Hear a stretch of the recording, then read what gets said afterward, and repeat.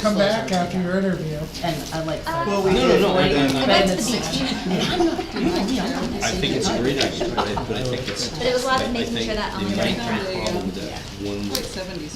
in other words, They like kept going out into the waves as if you've been replenished by that. Stuck it under one I know. of Yeah, live. Either way. Do I start with like? Yes, yeah. I saw her over the weekend. It seems like she would be here. Welcome, everybody. Thanks for coming over.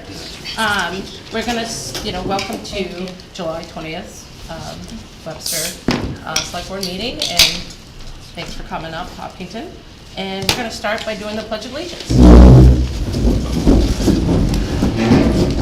I pledge allegiance to the flag of the United States of America and to the republic for which it stands, one nation, under God, indivisible, with liberty and justice for all.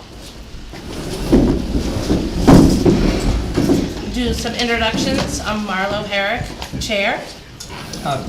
No, go ahead. Whichever. Ben Nato. John Clark. I'm Vicki Bram. Jolene Cochran. Dan Blanchett. Alyssa McCann. Steve Lux. Stephen Whitney. Awesome. And then, Dana Hadley. And Russell Tetro. all right. Thank you. So again, thank you guys for coming up. We're gonna skip right to the appointments, right? Might as well, Yeah, that way we don't hold them up.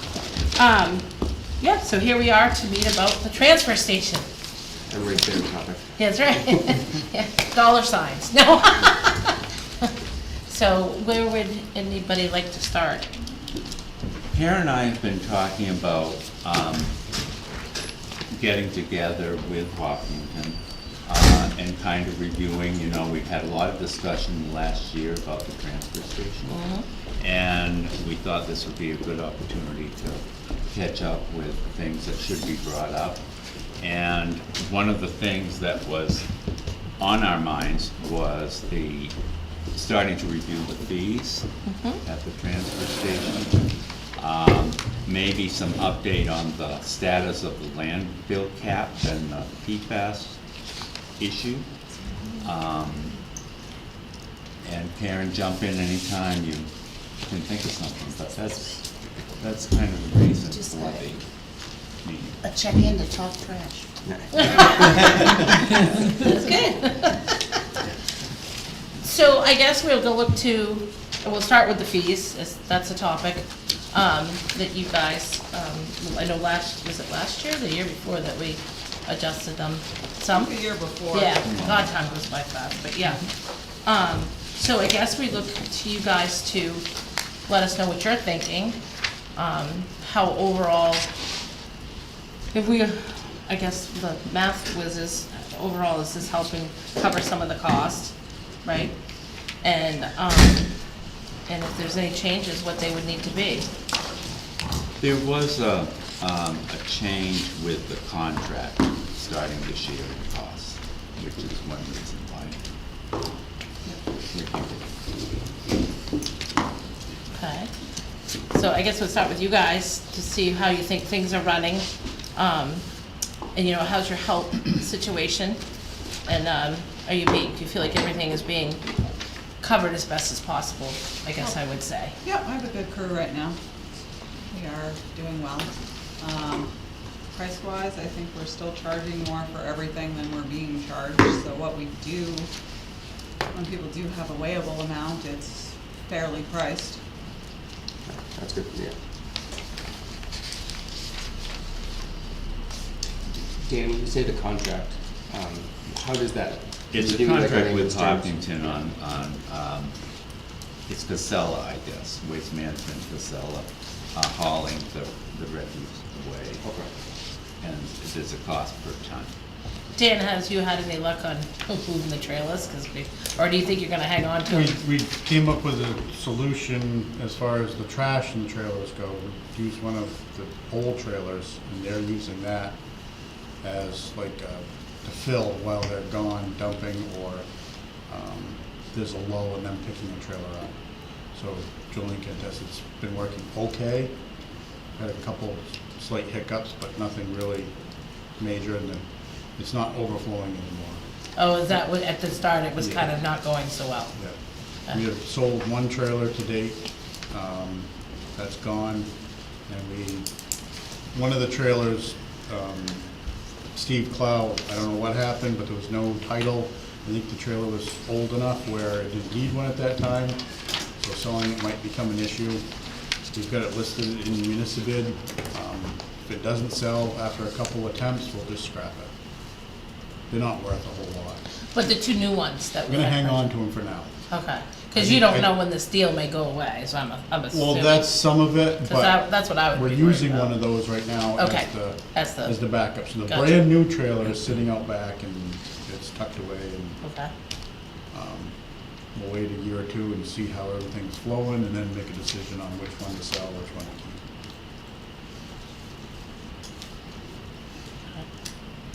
I think Dave had a question. Yeah, so now two questions. What was the waste contract price per ton and what is the new contract price per ton? And then how much did the trailer sell for? And is that being seen as revenue towards the transfer station, or is that gonna come in someplace else? That would be revenue for the transfer station. And that was not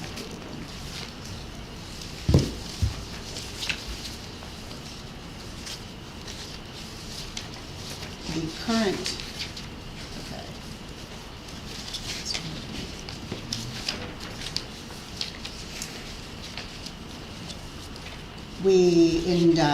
For the year 2025, so that this is a 5-year contract. It has been a 5-year contract for like 15 years. Correct.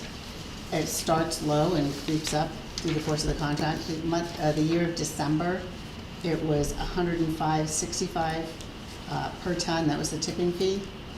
And in 2026, it went to 106. And from there, it will go to 111, 116, 122, and 128. Karen, can you remind us about $3 extra fee that we're being charged and then given back from the state? Yep, so as of January 2026, DES is charging $3.50 per ton, and that is reimbursable to municipalities. We just were instructed how we could get our first reimbursement for the first quarter. Okay, great. So we're chasing that. Is that fee included in the Casella contract pricing, or is that in addition? They pass it through, and then it's up to us to go get it. To go get it afterwards, okay. Yeah.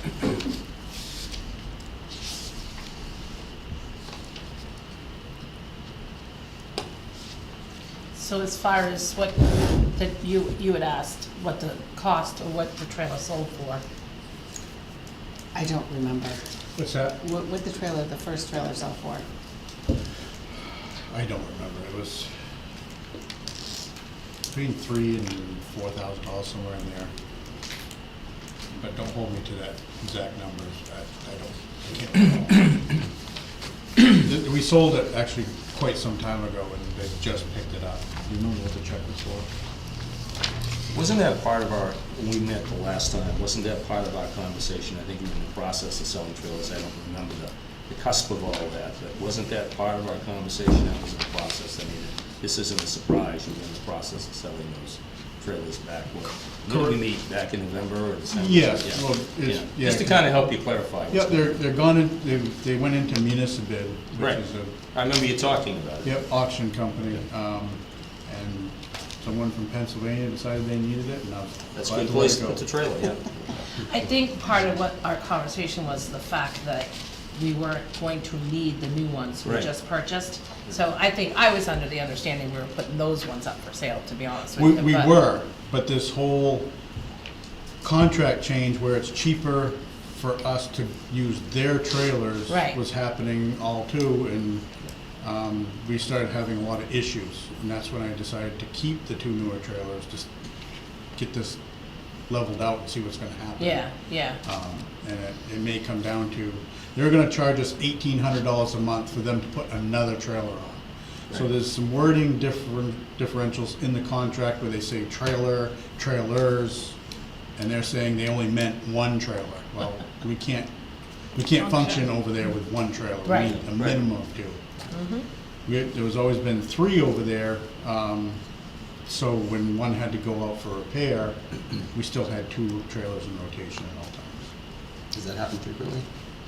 Where it has to go out for repair? I'm just It all curious. I don't know. depends, yeah, it all depends, and Does happen. then they have to get rebuilt as well, because we kept rebuilding them, having all the rust fixed and everything else to try to prolong the life of the trailers, because, But I remember my point being, I remember you explaining this. Yep. You know, I couldn't grasp the memory totally. but- we were gonna sell the newer trailers, and everyone saw the dollar signs attached to that and got excited, so we could put money back in, and it's not a good idea. If you wanna sell them, I'll sell them, but we're gonna have issues with the trash. we Well, have issues. sometimes too, seeing how it all goes, because it is still a little bit on the, in my mind, stranger side.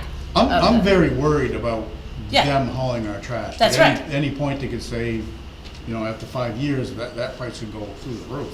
Mm-hmm. And then we're gonna look at buying 3 new trailers. Yep, Who would haul it if they, I'm just asking, Dan, who would haul it if they didn't haul it? I mean, that's my evidence, but who would haul it? You would have to hire your own trucking company, I guess, and I don't know if they allow just anyone to go in there either. Some places are funny like that too. Yeah. all right. David, does that answer your question? I think so for now. Okay. All right. I guess, does anybody else have any other questions or discussions they want to talk about? So if the we trash? decided we don't need to really look at the fees because you feel that they're being covered still? As much as fees will ever be covered. Yeah, I know, Prices, I get it, yeah. I think where they're set right now are fair to the customers. They have to pay. They are or not? Yes. They are. Are. With the jumps in price in that contract, do you, when would you anticipate maybe having to adjust the fees again? End of this year, next year? That would be a trash issue. The other contract with demo and stuff would be different. Right. And I mean, we're charging $150 for our dirty demo to the people, and we're being charged $128. So that's gonna cover quite a few. I mean, unless they massively raise their prices, we may not have to adjust this very much. So a point I'd like to bring up, and some of you have got to know me a little bit, some of you don't know me, but some of you have got to know me a little bit. We can't do away with each other. We've got to work together, and I said that from the first meeting we sat in, both the towns of Hopkinton and Webster have to work together. I appreciate you taking care of that problem the other day that I brought to your attention out there. But I don't know if you've noticed that I have every time I go to the dump. I have no intention of hanging around the dump on a Saturday morning, but that's the only day I can get out there. And I get entertained briefly. But with that being said, there's a problem with people coming in there, as we saw the other day. They get frustrated because too many people are picking apart the goodies that are in front of the, what do you call it, the gate that goes into the dumpster, what do we call it? Hopper? The hopper, okay, I gotta get the names now, into the hopper. And it's gonna be a problem at some point. Somebody's gonna get frustrated and it's gonna be an issue here. We need to work together to help you, because I know you're very busy in your staff, and maybe it's not something you and your staff wanna do. We have to police that dump better. I've seen it on 2-3 occasions I've gone in there to bring my own trash into the dump, and I try to have a lot of patience in dealing with it. But you could see what happened the other day. If you recall me coming up to you and saying, would you please talk to the gentleman to not have him park the truck, blocking 3 cars from being able to come into the hopper area to do that. And you did a nice job of that. You corrected it, and I appreciate that. But I think we need to have some type of compliance out there, and maybe take a look at what we're charging for the dump sticker, and hire somebody part-time to help you and your staff out there. Somebody that's probably more in position than you folks having to confront the customers, to have a discussion. I have no problem confronting the customers when I see that there's a line building up. I know you don't, but you're a busy woman. You're not always there. You're working the front end loader and you're doing other things, and I get that. I totally understand that. I'm not being negative here for the purposes of the camera. I'm sure there's many other people, because people have commented to me out there that they're just there to dump trash. They're not there to pick at things that might be in front of them. So I offer a couple things to think about. How can we get better compliance on that? Do we need to do something with the stickers and maybe charge the stickers a little bit more money for a sticker in both communities, so that we can hire somebody part-time to be out there and help you? Is signage gonna help that? I don't know. It's kinda like speed signs, you put them up, 95% of the people obey them, but the other 5 don't, and they're the biggest problem. How can we do something to make that more convenient? Could we move, just a point, and I don't know, I'm not there yet, you folks run it. Could we move that dump section, I don't know what, I call it the picker section, but could we move that section over to another position where people dump their trash and then move to another location where they can look at everything that people throw in front of that hopper? I mean, it is an issue. And I think we need to work together to try to do something about that. Are we talking about the take it or leave it table? He's talking about the free table, yes. Oh. Which becomes a dump in itself. Excuse me for saying that, but it does. Yes. I see some head shaking, so I think there's some people who agree with me. So can we just, what happened? Because I don't think I Yeah. know. Well, what happens is occurred. people come in there, there's several things happen. Dan and I have had a discussion on this, we had a good discussion on it. I'm not sure you're getting people that are from the towns of Webster and Hockney. Okay, I think you're getting a lot of people from West Concord that are coming in. Because I sit there and watch guys coming from West Concord. Yeah. So I think we realize we're getting that. I don't know what percentage, and obviously I'm not sitting there taking plate numbers and looking at driver's licenses. But with that being said, I think you're getting people to come that direction to use our dump.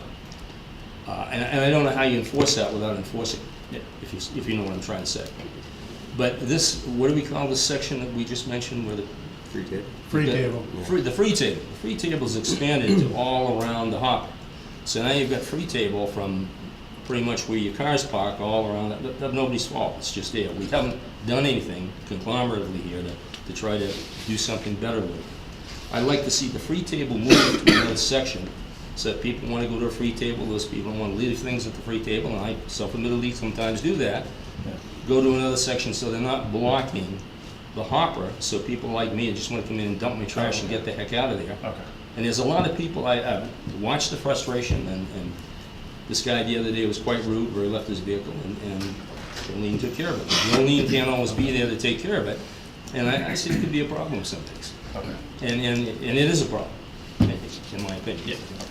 Thank you. Does that help I didn't you? know what incident. Well, maybe the or- terminologies, I'm hopper and getting that down in my brain. No, I get that part. It sounds like people were blocking other people from getting. Well, they to the were. hopper. They were. Yeah, that's what I didn't understand what the background He was, Yeah. yes. Okay, thank you. So Yeah. I'd be curious to hear from you guys, do you think is that like something that happens pretty infrequently? I've never seen that blocked. I see people sort of go pretty quickly to that table, but do you think this is an We issue such have- that we need to move the We table? have a few people that I have to ask to move. We have sometimes people that are blocking things that are doing their trash and not picking. So it's a small parking lot, so yes, congestion can happen.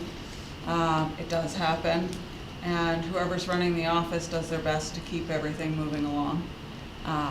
Most of our regular pickers are definitely, hey, you know the deal, you have to pay attention to the rest of the traffic. You can park on the other side, you can park across the road, but you need to keep my trash people moving. Most are good. I have a couple old ladies who say yes and ignore me. But most of my regulars are very good about moving when needed. Would it be a big deal to move the free table? It's just- Kind of, Sad to because say. it needs to be, I need to make sure, one, it's easier to clean up when it's right there at the hopper. I was thinking too, yeah. Yep. They're not and- leaving paint and Yes. other things Yeah, there that they're are not more supposed likely to. to be able to catch the stuff they're not supposed to be leaving, if it's where we can actually be there to watch it.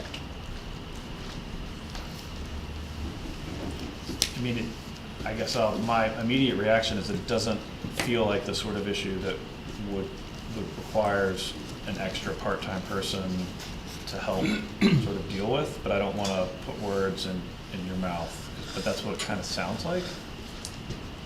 Is that accurate? That's pretty accurate. Okay. I mean, the flow of traffic, we do get some busy periods, but not enough to make somebody busy all day. Okay. Yeah. Thank you.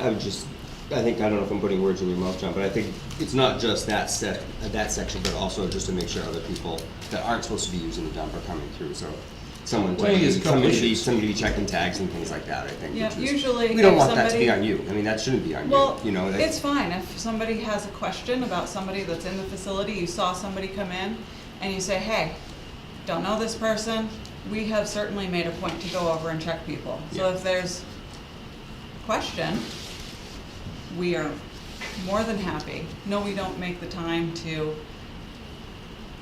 do that regularly or usually, but. I think if you want a more compliant check, you would have to hire someone. Right, well, that's kind of what I'm suggesting. I think maybe it would be helpful to tease out the free table and compliance at the dump as two separate issues, because I think compliance is something we've been asked to look at by both of our sets of constituents, and that maybe just putting, if we put our best foot forward to try and like ease either perceived abuse of, other people coming in or actual, extra people coming in that we're paying to throw away their stuff, that maybe some of the other stuff like congestion, or for instance, maybe people like picking stuff out of the scrap pile that we wish we would instead get money for, or something like that, that there are different issues where it seems like they're all compliance related, but if we want to put money toward hiring someone, then, that's a bigger deal, it's a big discussion, and feels easier to talk about that separately from the free table. I think you broke that down quite nicely, but I think we need to have a discussion. Yeah. I really do. I saw you shaking your head, yes.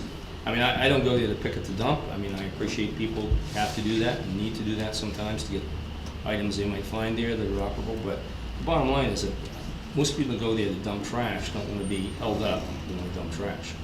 And I've seen more than just one or two incidences. This one that I saw, what was it, a week ago, I brought to Jolene's attention. This guy's parked right there. Nobody could get by him, nobody could get around him.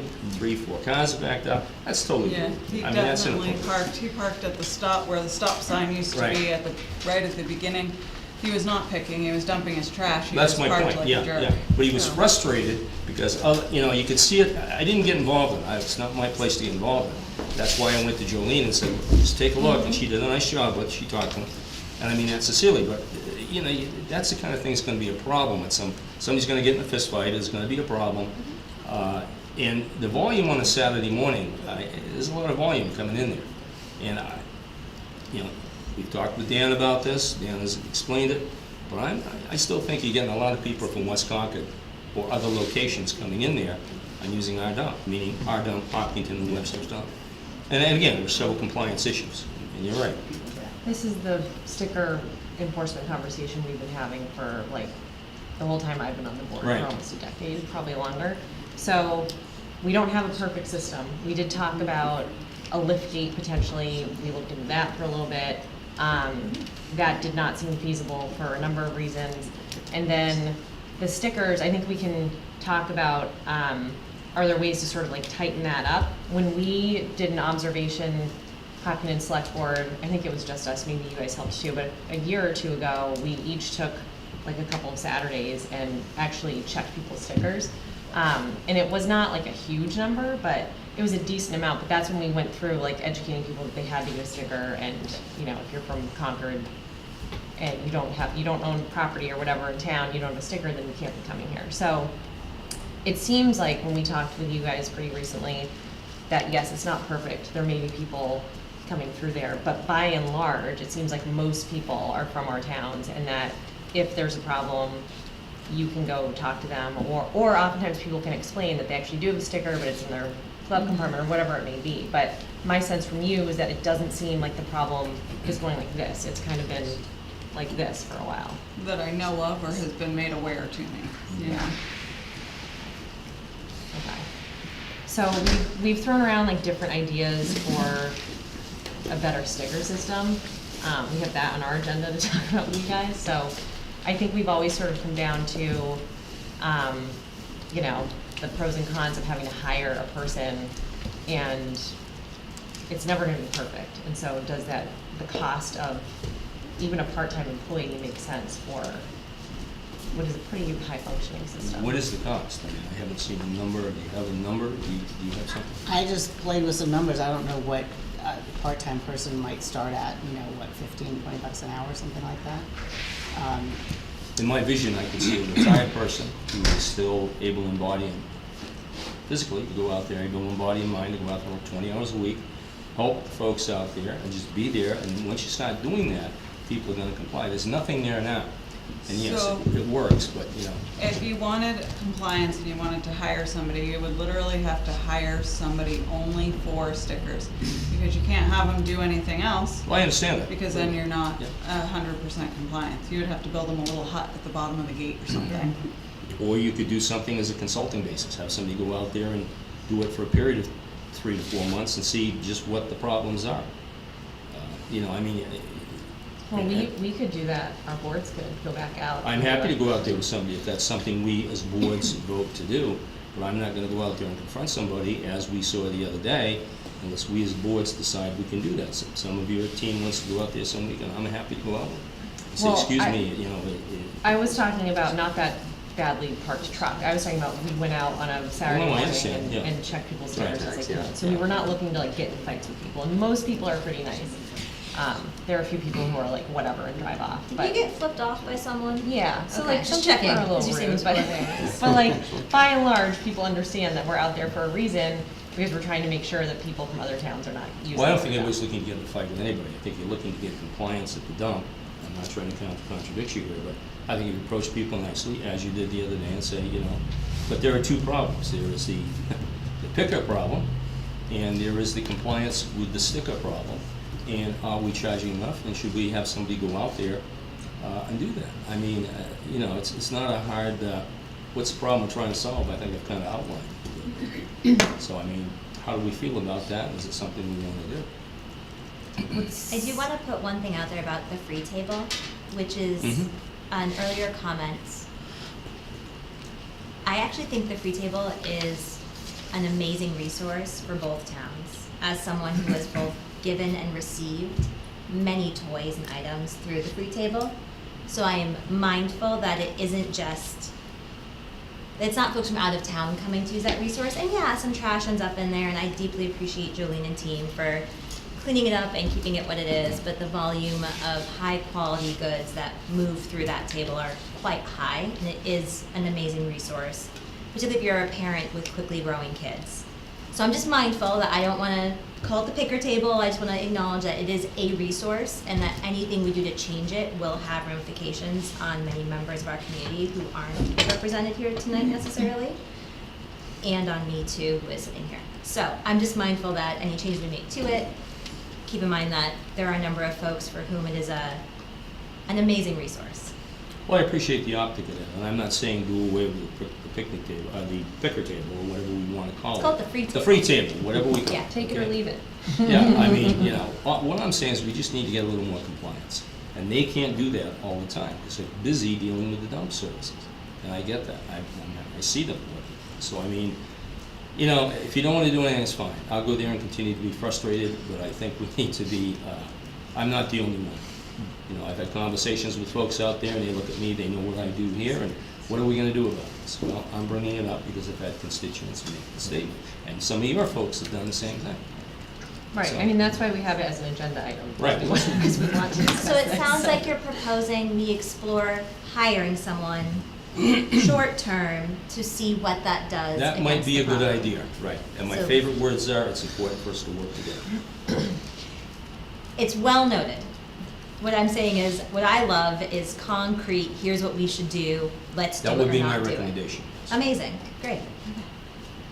So it's been a while since the select board did that spot check, for lack of a better word. And it sounds like maybe it was just our select board that did it. And so I think in conjunction with writing a job description that suits what we're looking for, I think going back out there ourselves is an important step in the process. We don't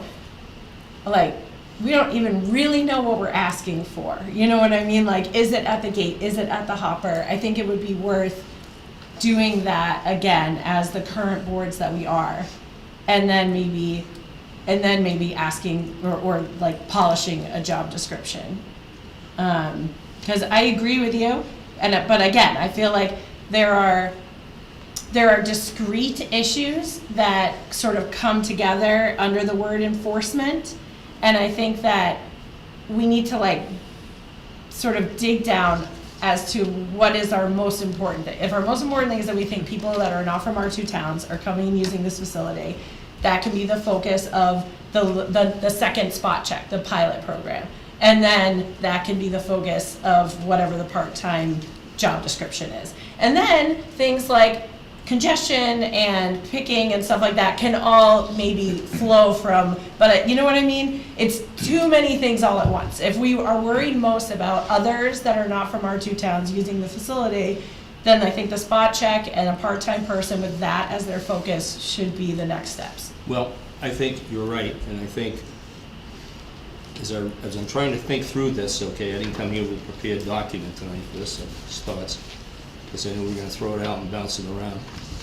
I think you're right, maybe just going out there, 2 or 3 or 4 of us, and having an observational Saturday, if that's the only day we can do it, maybe not even approach people, just see what is going on with the traffic, with the free table, and take a look and see what some of the problems are. 'Cause I'll tell you, I've been there 3 times and seen 3 issues of no fault of the people that run the dump. You know, they're busy or they don't see it. I get that totally. But I think maybe it would be beneficial to support them and support what we're trying to do here. 2 or 3 of us to go out there on a Saturday morning and not approach anybody, just watch. Check the number plates, see what the number plates are coming in there, check the behavior, see what people do, see how much the free table has an impact on people coming up just to dump their trash. I mean, how many of you spend a Saturday morning at the dump other than Jolene and her team? You do? I'm there every Saturday. You are? Well, I am. okay. Jolene gets to More see me than twice a Saturday. week. Hopefully you bring them donuts and coffee, but anyway. I bring understood. smiles and sunshine and jokes. But with that being said, I'm just jovially saying to you, I think it's something, I think you agree with me, it's just how we do it, you know what I'm saying? And how far we go. Yeah, I mean, I wasn't balking at the idea of approaching cars and saying which town you live in. Yeah. Like, I'm a very vocal person. Yeah, yeah. Well, I don't know, and I have no problem doing it, but I don't want to be the enforcer, if you know what I'm saying.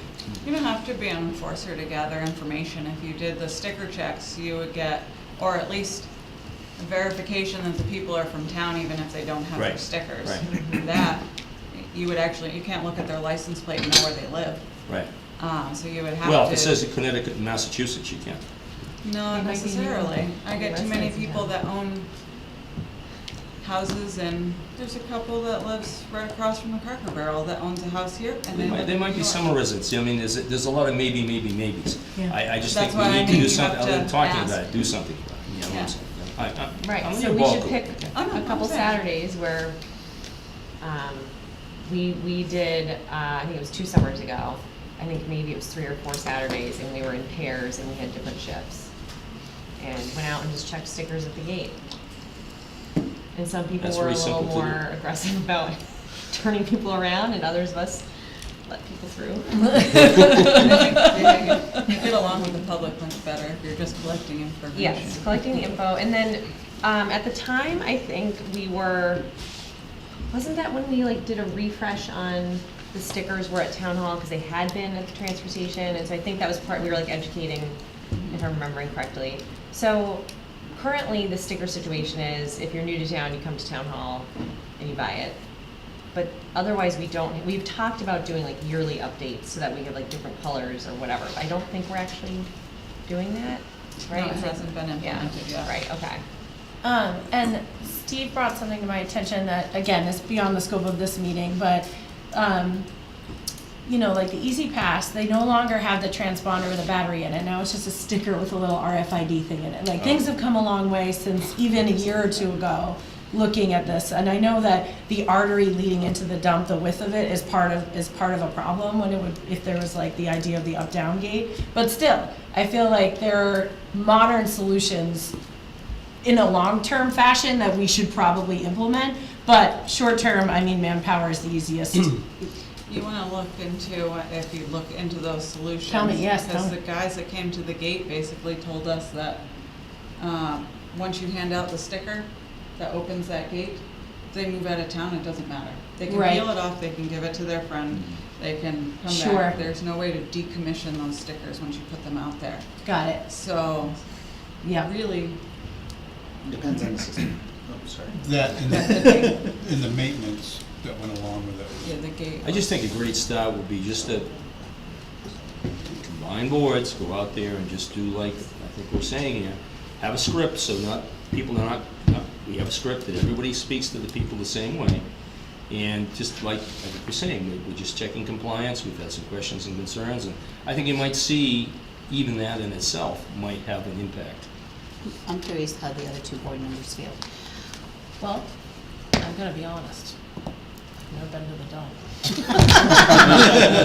Sorry, all right? You'll like it. But with that being said, listening to everybody, like anything, if you think you're gonna get caught, you're less to do it. So if every once in a while you do one of those spot checks, I could see that being beneficial. Yeah. Personally, I mean, that's just human nature, I think, that they think, oh gosh, somebody could be out there. Yeah, and Is some it the people day, don't even you know? realize.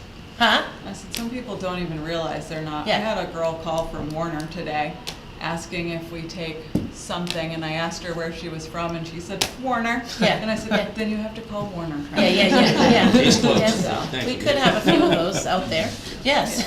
So that's how I feel. Some people feel stronger about it Well, than I do, but that's what I'm at. Yeah, I mean, I think the perception of it with people from both towns would be it would be helped if there was some spot checks. I think, or if we had, like you said, different colored stickers on an annual basis, that sort of thing. I think that's probably. I think I like those ideas as far as that stuff's concerned. I don't know how much money that generates for the transfer station either. If you did $5 a piece for every year, but whatever it happens to be, I think just the perception of, because I'll see an out-of-state plate there too, and that's what I think too. Yeah. I haven't come up to you because you usually guys are busy. I don't want to bother I you guys had somebody either, on so. Saturday that asked me about a New York plate, and I said, oh, Brian, I know where he lives. Okay, yeah. He drives a company vehicle. The other thing too is I don't think someone's coming from New York to dump trash. We're pretty amazing, but I mean, not that You know, amazing. the craziness going on these days, you never know. Well, all depends on what they're dumping. The only thing I'm concerned with is the spot checking, everything's fine, but when it comes down to enforcement, when we, or if we do go that route, who's gonna be backing that person up that you hired to sit Yeah. there? That's gonna be the issue that I'm concerned about, because people do get very unruly at times. Well, that's, you make a good point, Dan, that's part of what I'm saying too. I mean, I don't think we need to park a police car at the dump. Well, you may have to. But, you know, I was just watching this the other day, and as I said, she did a very nice job with it. But he could have been torqued, you know what I'm saying? And you know, I deal with human behavior every day, and I'm just, as you do, and I'm just saying that, you know, it can go both ways, and I'm very concerning that at some point, you know, and I think just a simple compliance is not asking a lot of either one of us to work together and do that. And have a script that we go up to a person, and this is a script, and this is what we say, and if we get rejection, fine, we back off and let them go in, but we have at least some date book and notebook as to what's going on, you know what I'm saying? So maybe So- we each pick, sorry, go ahead, Joey. If we're looking for compliance for dump stickers, is the issue people that don't live in town, you know, kicking them out? You're worried about them getting upset? Yeah, I've not yet had anybody that I've had to, and I have had to ask people to leave that they didn't belong in town. And usually, or anybody I've had to deal with has been fine and just left. So that might be an issue. But when it comes to regular residents, I think as long as, you know, maybe don't even charge for the dump stickers and just do it as this is our insurance that everybody that's coming into the facility, then when you do the check, it's not about taking their money, and they have nothing to get upset about, except that you're protecting their tax dollars. I think that's what we did 2 summers ago. We said, we didn't have dump stickers with us. We said, you have to go to town hall to get it. And so maybe, is that what you're saying? Like, Do you, just say- how much revenue is it? Do we need to make money on the dump stickers to make people compliant?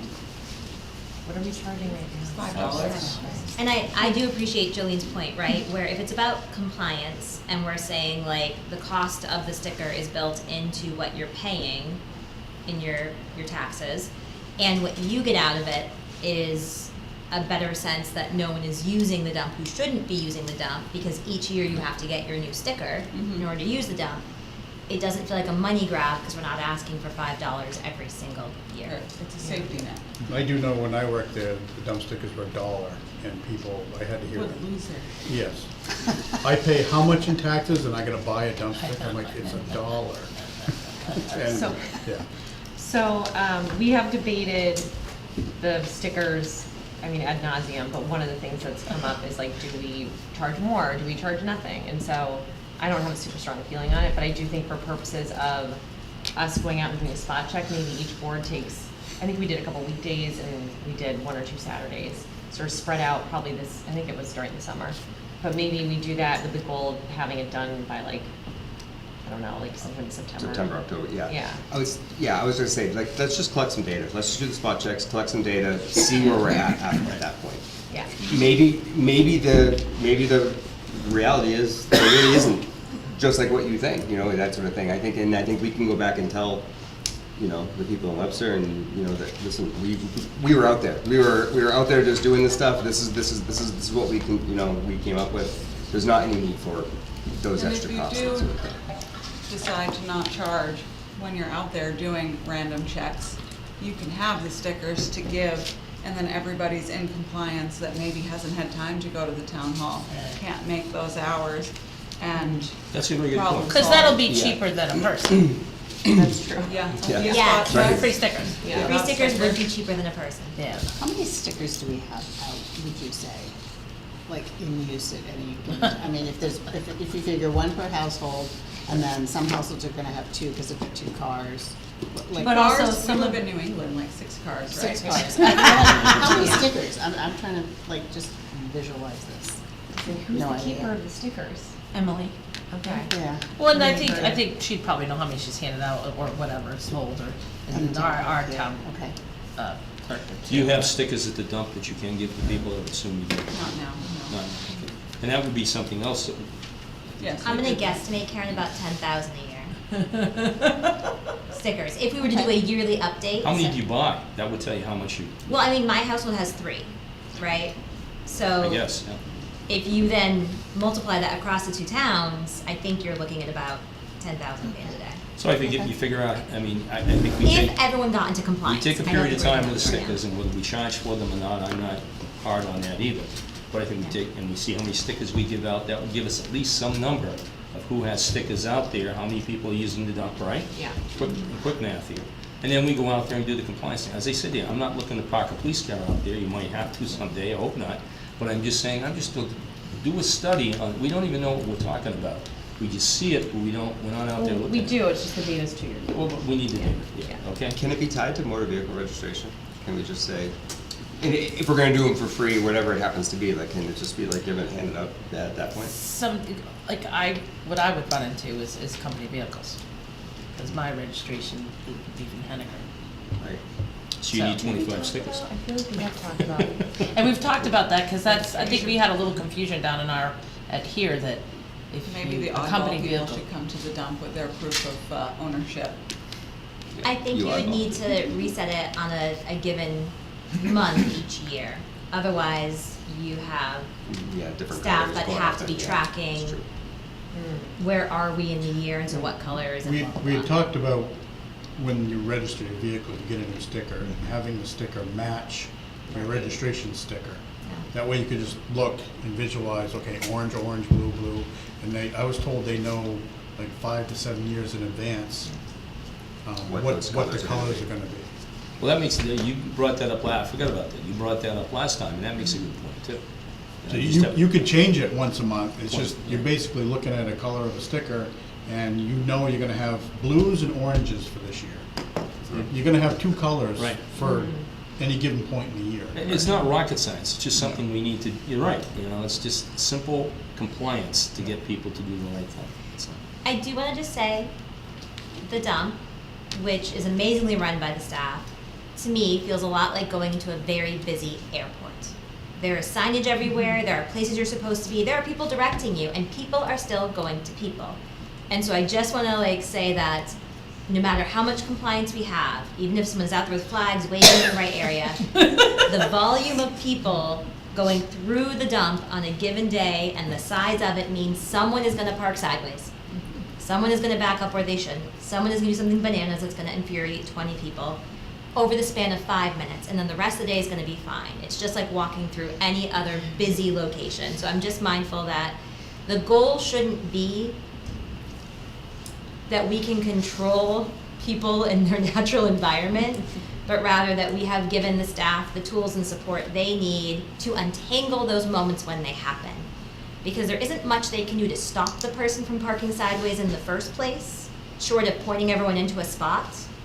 So I'm just That mindful that doesn't like work sometimes. the expectation that we have and what we should be sharing with people is like, yeah, that is frustrating, absolutely. And did you alert the dump staff? How quickly did they resolve it? That's the goal, is how quickly are things resolved, not did we entirely avoid them because we can't control for human nature. Knowing we have these conversations, we've had these conversations, and we have constituents coming up to us and saying, I do not like being held up for 20 minutes at the dump to somebody's free table. And have you asked them if they went up and talked to the office staff, and how did the Well, office I staff don't- respond? You know, it's kind of like going to the dump and waiting for somebody to get out of the way. I don't get into those conversations, okay?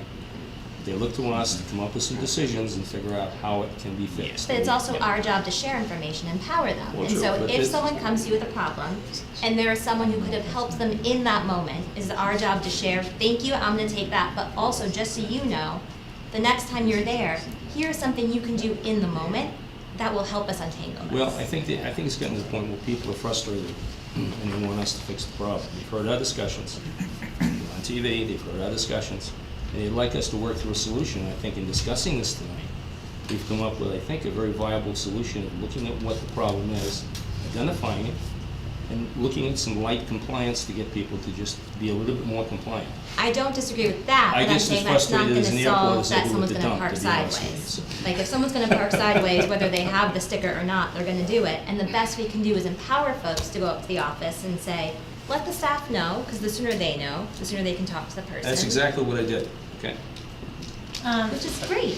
I feel like we've talked this through pretty thoroughly. Thank you. Could we possibly move on to the next agenda item? Well, I have a question, which is when is our next meeting? Because that would help us kind of reverse engineer when we need to have these spot checks done by. Do we have another meeting on the books? Last year, I believe we did one in November, budget season, I think. yeah. Okay, so maybe late October or early November, we should put a calendar appointment now. think- And yeah. then we can make our schedule for September, maybe for our spot checks, and then we'll have our data. Yeah, I was gonna say that, yeah, that, or maybe just have one person from each board kind of meet up and kind of hash out the details of how that's gonna happen for whatever it's gonna be, and then we meet in November for budget stuff too. So those are because doing everyone the happens to be- observations between now and then at the dump to see what the. That's what I was suggesting, is that, I just wanted to make sure that we don't meet again and not having And done. not have any traction on what we're talking about. Yeah. Right, I'm with you. Is there a better time or a time that makes more sense? Summertime versus fall versus winter? Oh, you mean weekday For- versus for- weekend too? Yeah, like, when are we gonna do these observations? Saturday mornings, what are we gonna do in the summertime, foliage season, and what, where are we gonna get the biggest Yeah, bang summer, for you're our- gonna get somebody's the time? most influx of people. Yeah. Which interests you. Winter, it dies down. Okay. Okay. Right, so I think September, like August, September, and Yeah. people in October, that's August, okay, but September sounds We good. have our meeting is next Monday, I think it's just, I should three of us who want it. But we could talk about like a time frame at least for when we wanna have our spot checks. And then maybe, I feel like we might have met in October even jointly, Yeah. because we wanted to get a little more ahead of budget issues, because we felt like we were a little behind the 8 ball, so maybe we should try to do a joint meeting in October if we can. I don't know. November's fine too, but I just feel like October we're a little more ahead of, we're not like quite so deep in the budget process. Dave had a question. Yeah, so a couple things. Somebody asked for numbers for the stickers, and to give you some rough napkin math, you have about 8,200 people for the population between the two towns. If you assume that, and I know Hopkinton has a higher percentage, but 30 to 40% or so are using trash haulers. Some of those are going to be kids, and then some people are going to have multiple vehicles. but So she of course, wasn't far off, 10,000. Not everyone. You're likely going to be between 5,500 and 6,500, but you could be as high as about 10,000 for the number of stickers. The free table, I want to echo that yes, the free table can be absolutely amazing. It's when people are, hey, I don't need this, and it's an amazing thing, and I know someone wants it. That's really what the free table is for, and it's great at that. I do have to say that I have seen a lot more people recently going, maybe someone can salvage this and turn it into something, so I'll leave it out here. And so the transfer station staff has had to do, I think, a lot more of, yeah, no one's going to take this, take it off the table and toss it in the hopper. So maybe there's some education value there to turn it into something more worthwhile and less of a traffic stop again. The last one, and I don't want to stop you from discussing this or your next ones, but I do want to go back to the waste fee for just a moment because the majority of the boards are now different than the people that made that decision. And I just want to explain it and what the formula was like so that the knowledge isn't lost. Go for it. Okay. So, as someone who was on the board when that decision was made, the current $120 fee was done based on a roughly $100 tipping cost for the waste management contract at the time, but was also accounting for the increased amount that came from people simply putting everything into the can to be shipped to the transfer station by the haulers, as well as not getting revenue from the recycling that wasn't being taken out of the same hauled trash. There were several presentations from Hopkinton and the NRA at the time suggesting the fee should be between $150 and $157. However, the boards came to the compromise conclusion to include a portion of the expected price difference from the recycling revenue and reduced waste load, and that came out to be roughly 20% on top of the contracted waste fee. That's where the 120 came from that everybody agreed on at the time. Based on that, based on the recently stated 106 price, Matt would make the fee for this year 127 if the same formula were used. So now everybody understands where that number came from.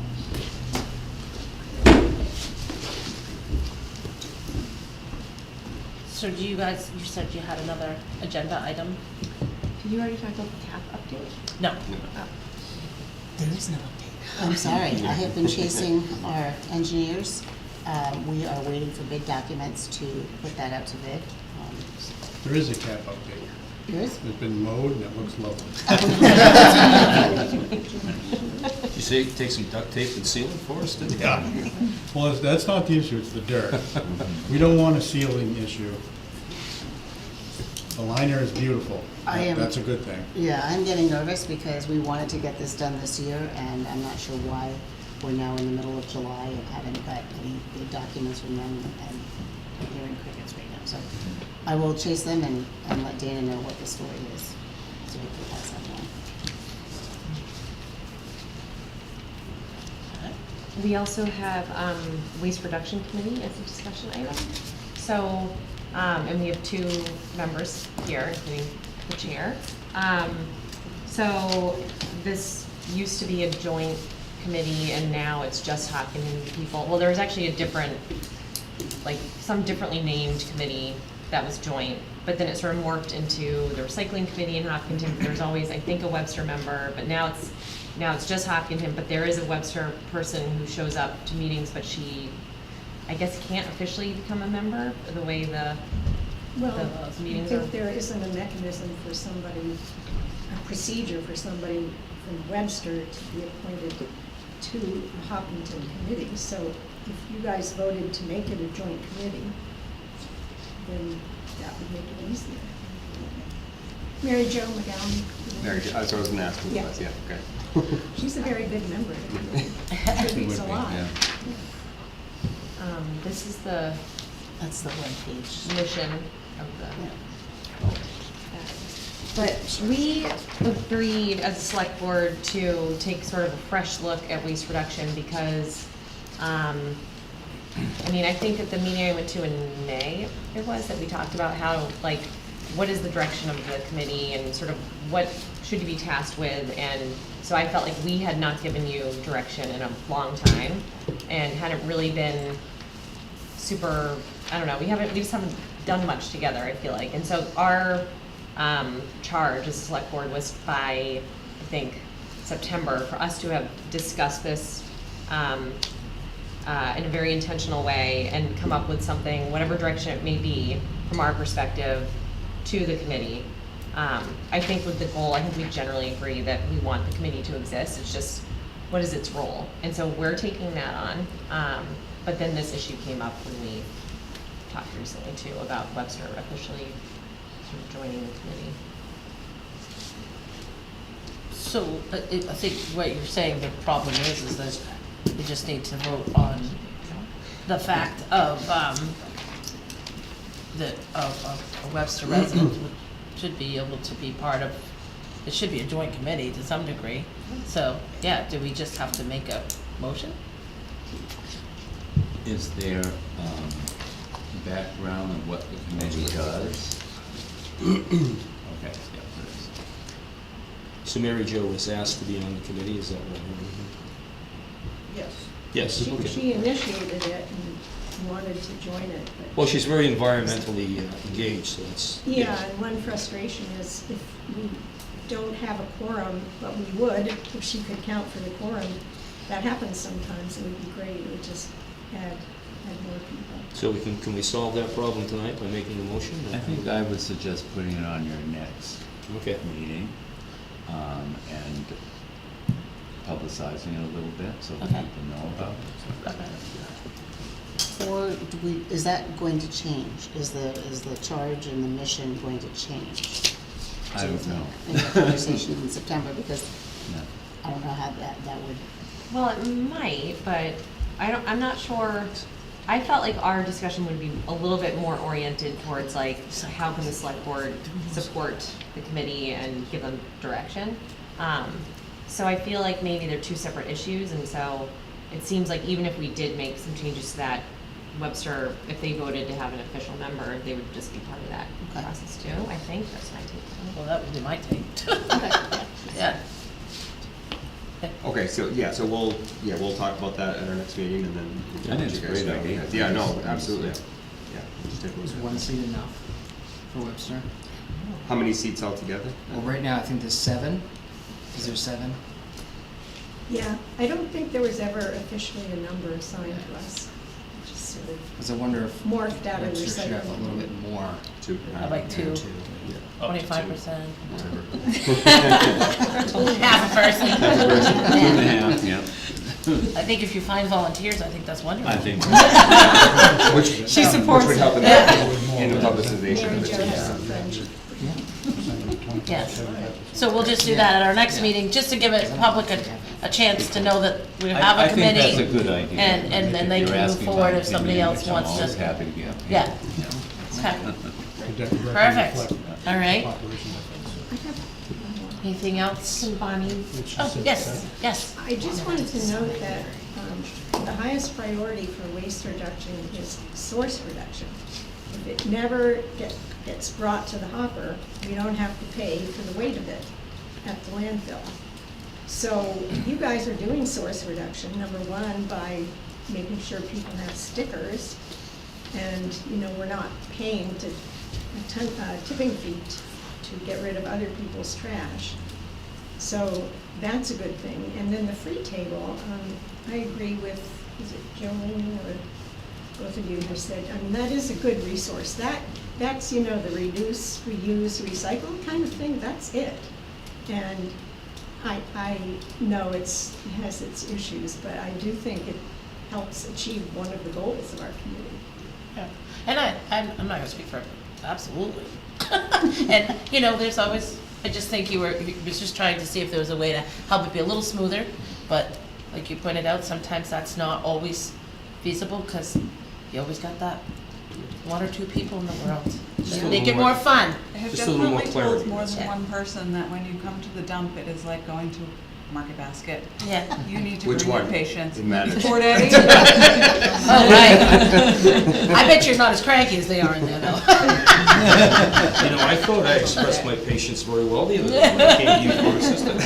I was a very polite gentleman. I'm not disagreeing at all. Yep, perfect. Awesome. Isn't it? Does anybody else have anything fun to add to the trash? Dave, we didn't ask you. I just wanted to say, I would be in favor of doing it together with the spot checks instead of like Hopkinton takes 2 Saturdays and you take 2 Saturdays. I'd rather like a one-on-one, yeah, so, cause you know people I don't and I know people you don't. Yes. Can't we capture a couple of dates tonight and select a couple folks to do that? I mean, I think that's what you and I were kind of saying, and I don't want to drag this thing out to November. It's either that or we ask the town administrators to just tell us what our days are, you know what I mean? Well, that's Like- fine too. I mean, I'd like to get some solvability to what We we are. would be very appreciative if we knew. Because the last time that it started, See if I can we had an directions. office No. full of people who were not happy with me. But, Sorry about that. well, it tested our skills of how we, Wouldn't it be board members? I mean, isn't that what we're talking? I'm talking board member, I mean, you are too, right? Yeah, Well, definitely. yeah, So, but, yeah.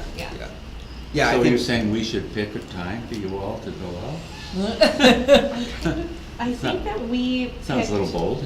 Well, I guess if we did it without you guys last time, Yeah, sorry I know, about you did that. better than what you would with us. But I think we had just chosen Not like like that. 4 dates over the course of like 6 weeks or something, and most of us were able to make it to at least one of them.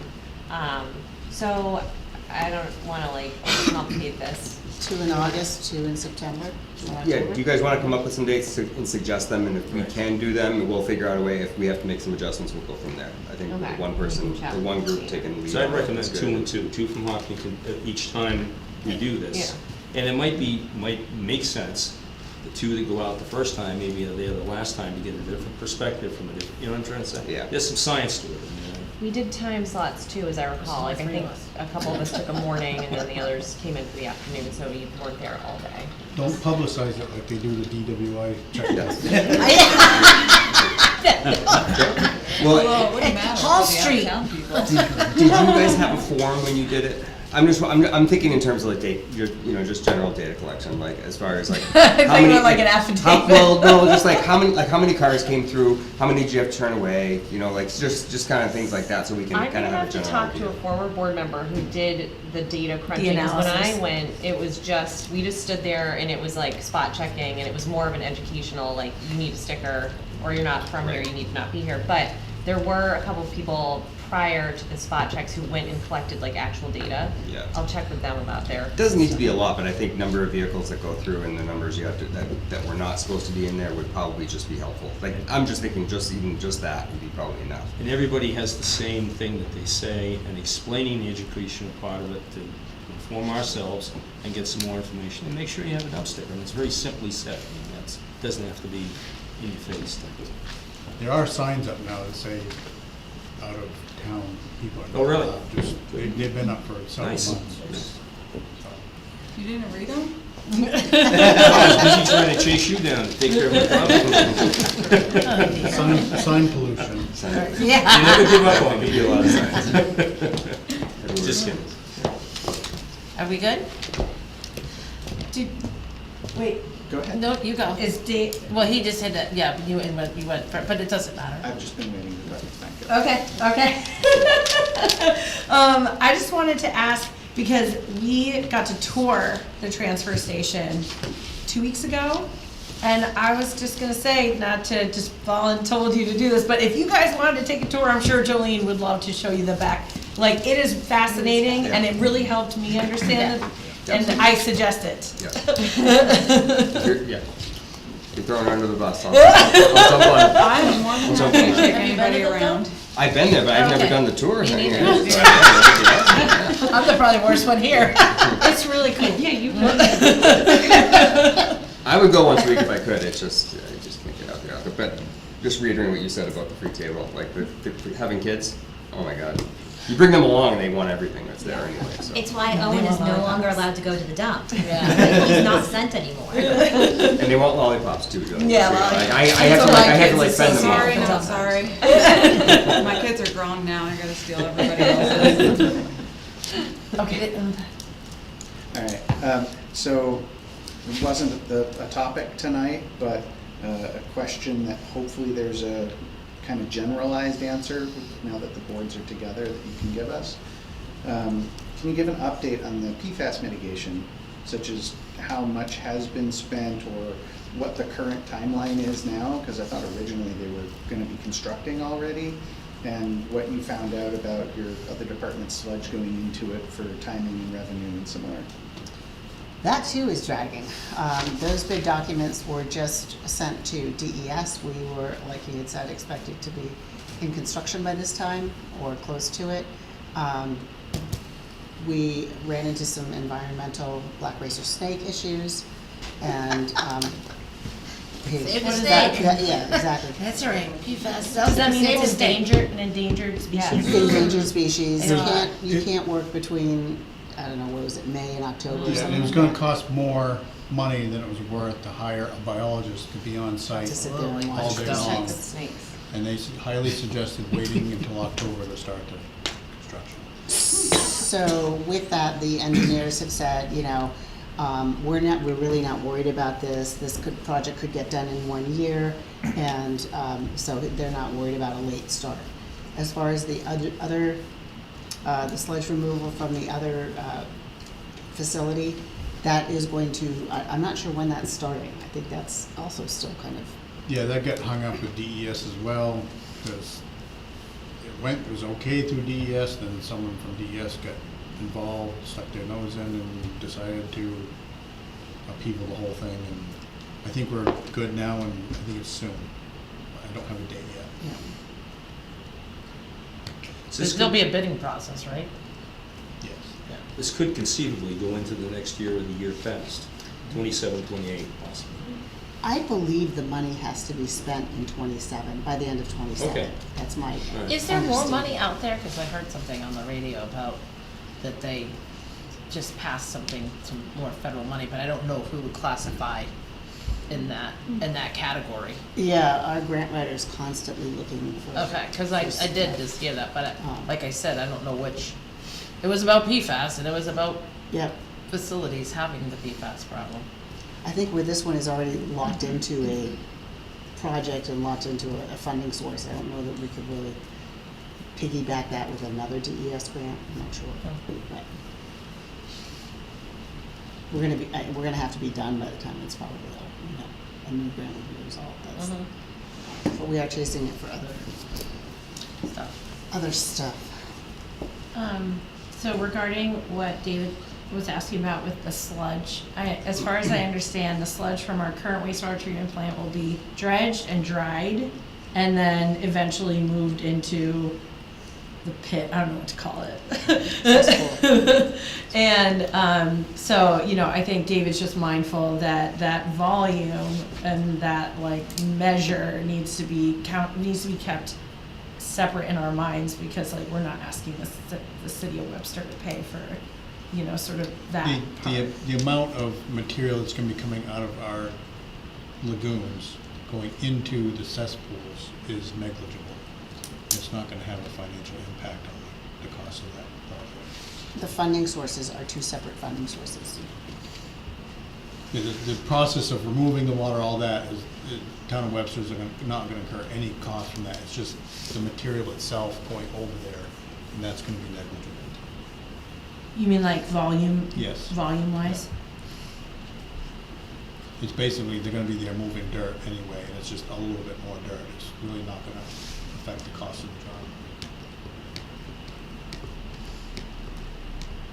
I shouldn't say dirt, it's not dirt. That's all right, we give you that. There is some dirt in it, but it's, yes. Everybody good? All right. Well, we thank you guys for coming up. Thank you for having us. Thank you for having us. It was fun to go to someone else's town hall. Yeah. We usually have music and dance, but, You laughed. It is so fun. Dana wanted to be professional this time, so. I don't think I've ever been here. Okay, there you go. We have something in common. I like your shirt. Be good. Angel Lee. Thank you.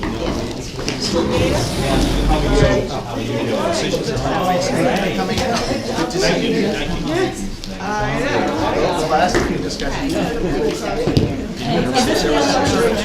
last time when this number was. So we didn't Okay. Okay, yes, yeah, okay. I mean, I only signed one. John, I'll see you again soon. Okay. Oh, it's a pleasure, sir. Take care. See you, my dear. Good to see you. I know, I don't talk to you enough. We're all gonna freak out. You always seem to catch me when I'm eating. I just show up around that. Just because you. Thank you, yeah. I'm just trying to make a point. Nothing's easy. Yeah. You're easy to talk to. I don't find you at all like you're being rude or anything. I mean, It's it's gotta very, happen in meetings. it's very, very all- reasonable, Thank you. everything. No, that's the issue. Nice to meet you again. Thank you very Decisions much. aren't always easy, you know what I'm saying? Yeah, but this is Why don't we this is move the over fun there? stuff, Yeah. you know? I feel like I'm on a. Someday I in a envision a train big station. easy pass thing where we just drive through at 40 miles an hour. Yeah, and then they're like dumpers. I fear that dump date coming down on my Jeep though, you know what I'm saying? No, you're right. I hear Just you the now. thought. Good to see you again. Enjoy. Thank you. Oops. Wait, I didn't say bye to Dan. Thank you so much. Oh, nice to meet you. Nice to meet you too. Appreciate it. Sliding over. Yes. Okay, great, then we'll go where we live. Thank Good to you. go here. I'm talking about That way lost we know what to do.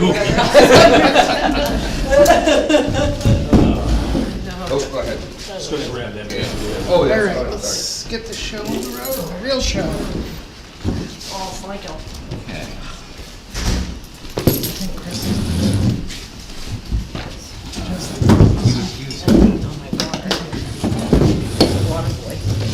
Steve, but it's not coming in.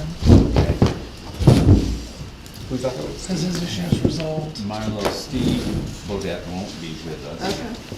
But Chris is here, Okay. so maybe he would like to go first. Yeah. All right. Come on down. Wait, we don't do anything? You're done. Yeah. Okay. You're fine. Good. We're still I like alive. to just move right into, Yeah. you know. It's Chris, would you just hand me that? Yeah, okay, 'cause I didn't grab mine. Oh, perfect. Thanks. Oh, there, I'll look this that way I don't forget myself.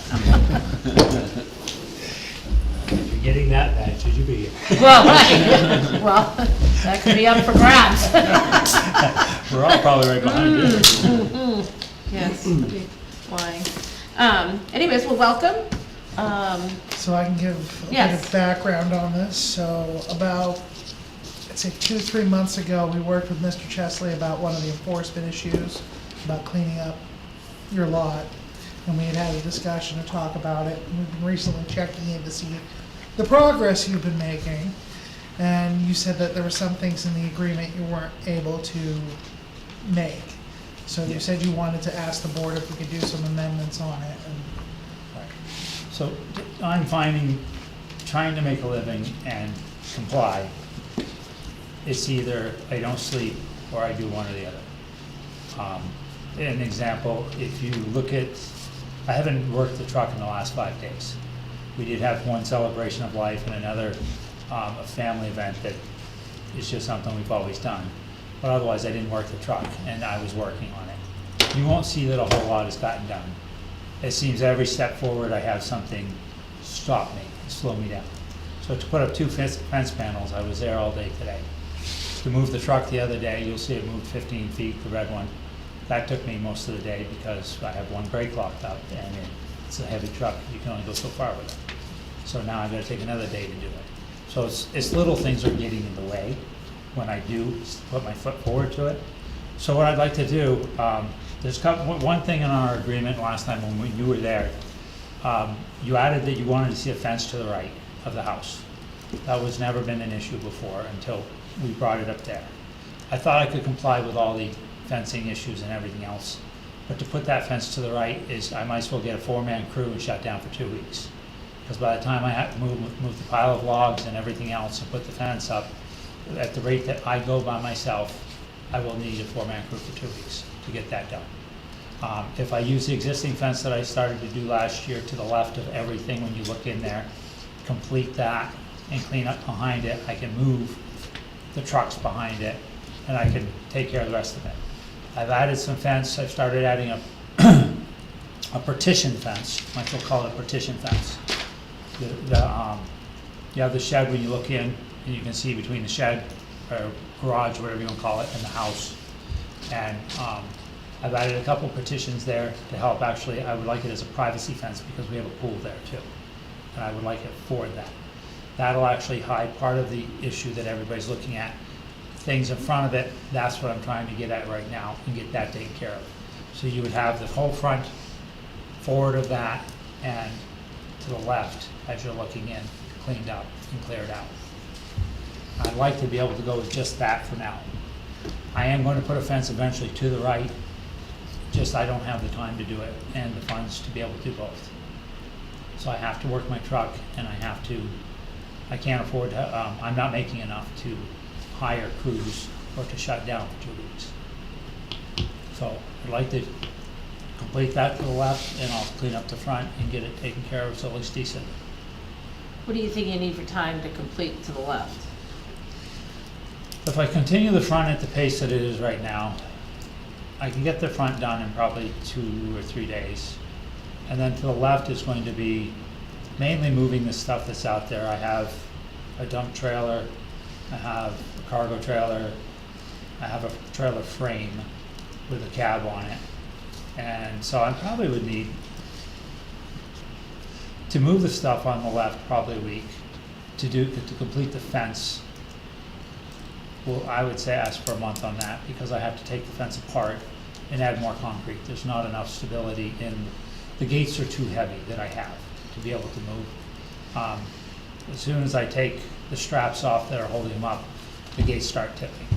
So I have to dig it out, I have to run a piece of equipment. I'm gonna have to bring in some concrete and have it poured in around it. And then once it's set up, I can put the gates back together. And then, so that there, I'm looking at a month to 2 months on that.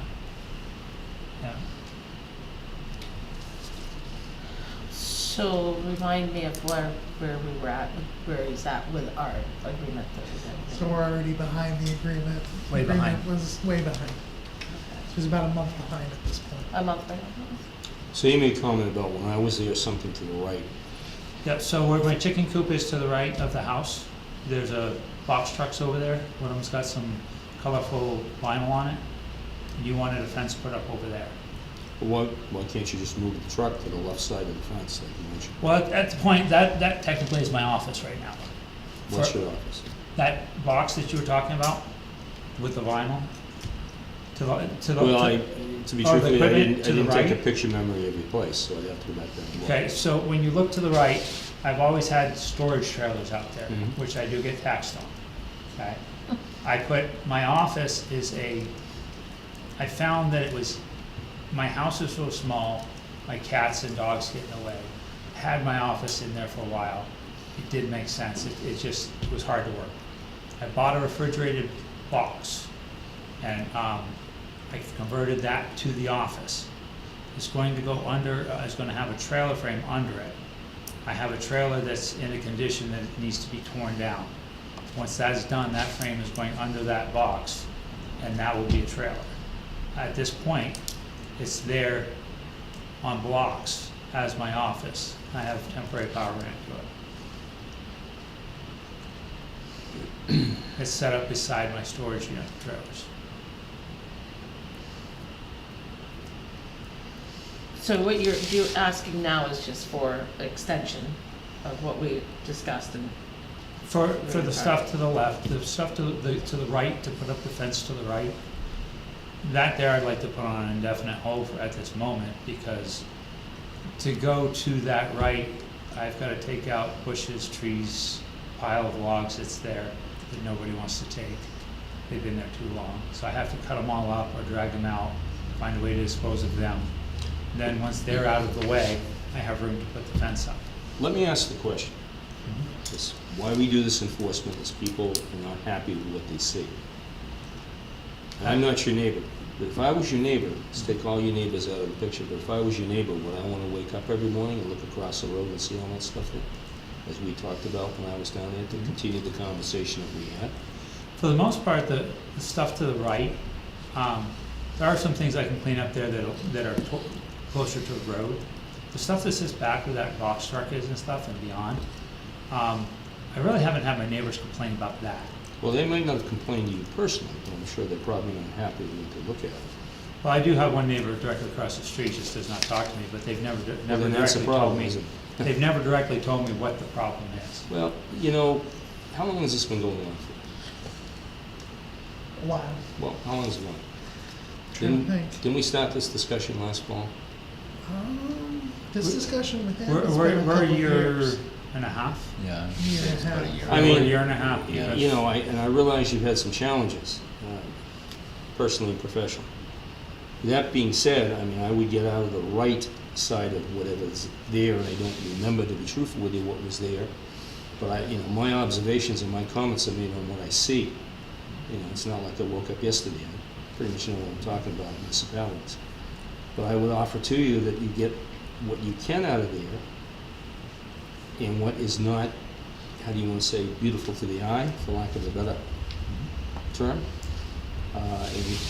But I mean, it wasn't like we came to you yesterday, or the week before, or 2 weeks ago, or 2 months ago, or 6 months. We've been working with you on this, and truthfully said, and I think I was the one who commended you on getting some of the stuff done, the fence up to begin with, if I remember correctly. So I'm not the bad guy here. Well, I I'm will the tell- guy I that will needs. t- I will let me tell you I finish. did not- Okay, let me finish. I am the guy that needs to be supportive of my colleagues here and our code enforcement officer and us to get this job done. And, I'm not trying to be negative to you having some more time or any of that, but I mean, we need to get it complete. Simple. We need progress, like real progress. Because I really don't want to end up going down the court route, because that's where it goes next. And that's just expensive on all sides. And we really don't want to do that. And I didn't mean to interrupt you, so please feel free to say what you want to say. No, I will tell you, I dragged my feet. I You dragged think my so? feet for a year. You think so? I'll guarantee you, I'll tell you what. So my understanding when I came in a year and a half ago to this meeting here, it had to do with, I initiated this because I was asking to be on the police rotation. I pay taxes here, my police department will not use me for police rotation. So I initiated it. And when we left that meeting a year ago in March, I know in that meeting I asked, do I have to have that fence up? Because it specified the fence to the left. They wanted the trucks hidden and the fence to the left. Said, do I have to get this done? And they gave me a year to do that before I put on the police rotation. And they said, no, you can be on police rotation immediately. And that was the answer I got at this board. And so when I left here, I gave the chief of police a business card. And then I didn't hear anything, nothing at all.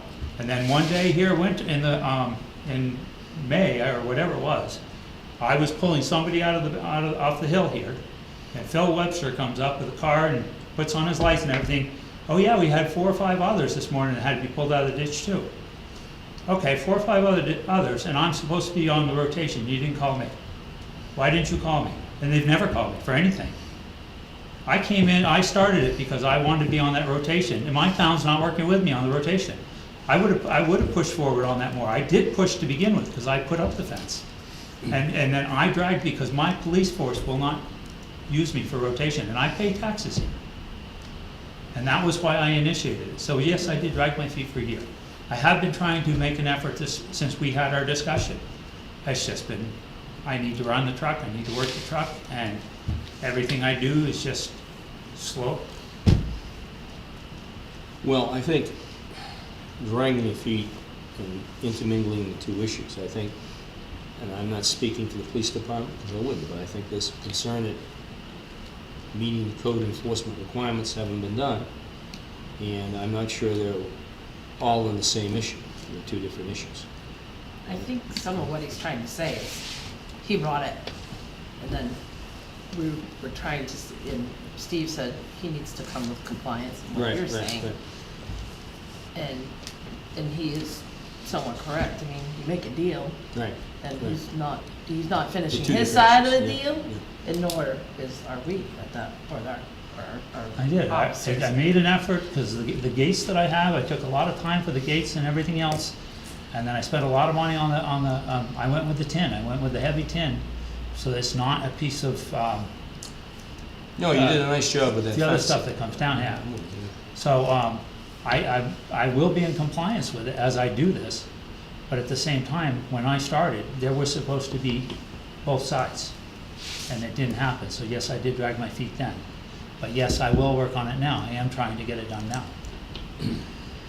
I have resolved one issue that I had, why there was some stuff that I had up front that it's just, there's some stuff that you need to get rid of, and some places don't like to take it. An example is if I get brake fluid that's got water in it, where do you go with it? If you only have a gallon or two, your town doesn't want to take it, and they can't put it into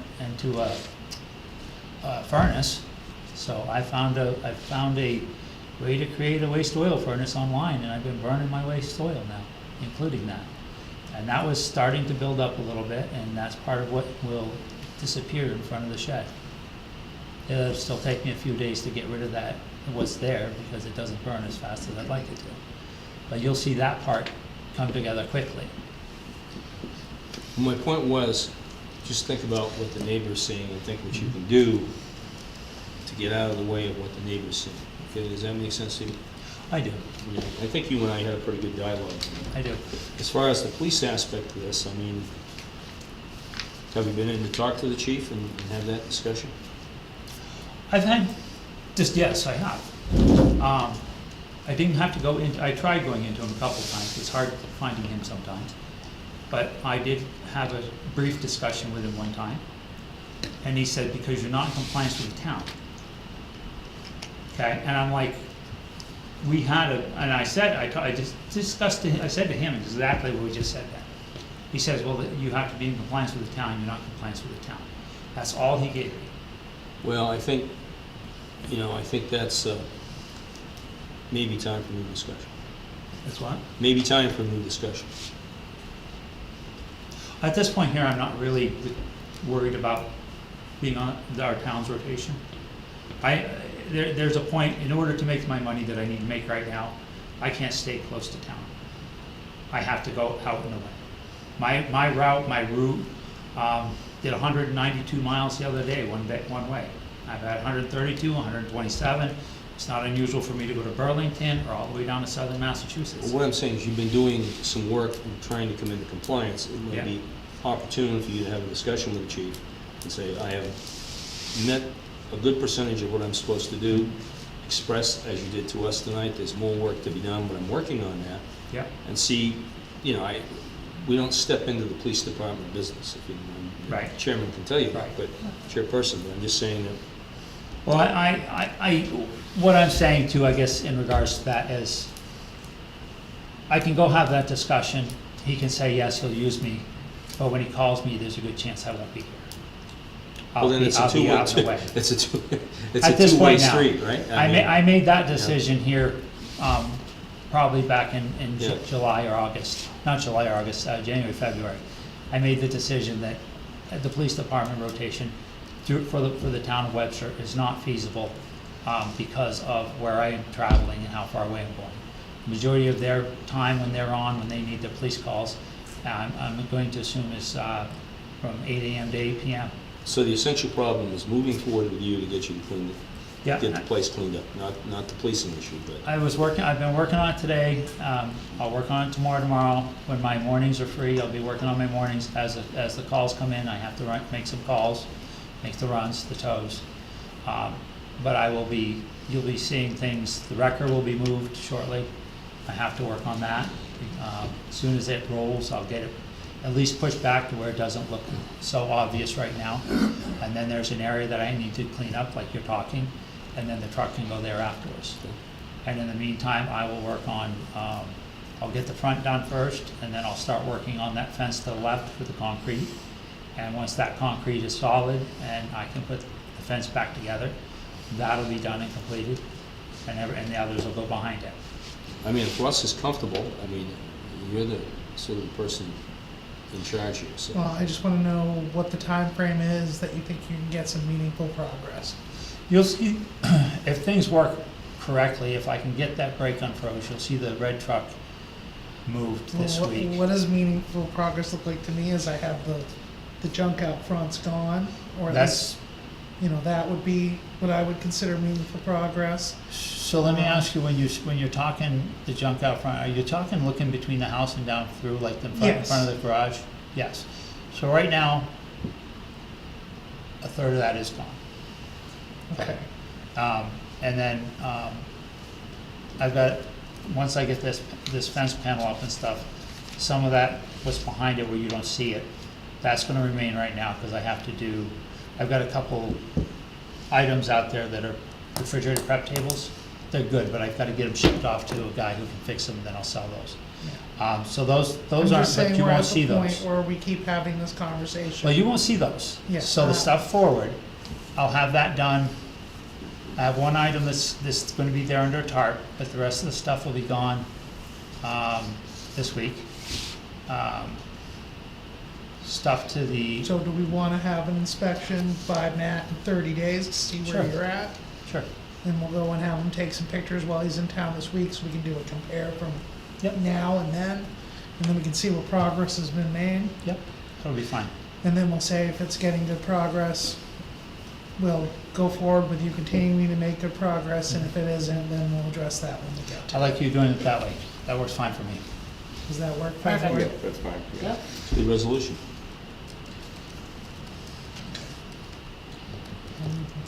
We'll work on that. Okay, Okay. thank you.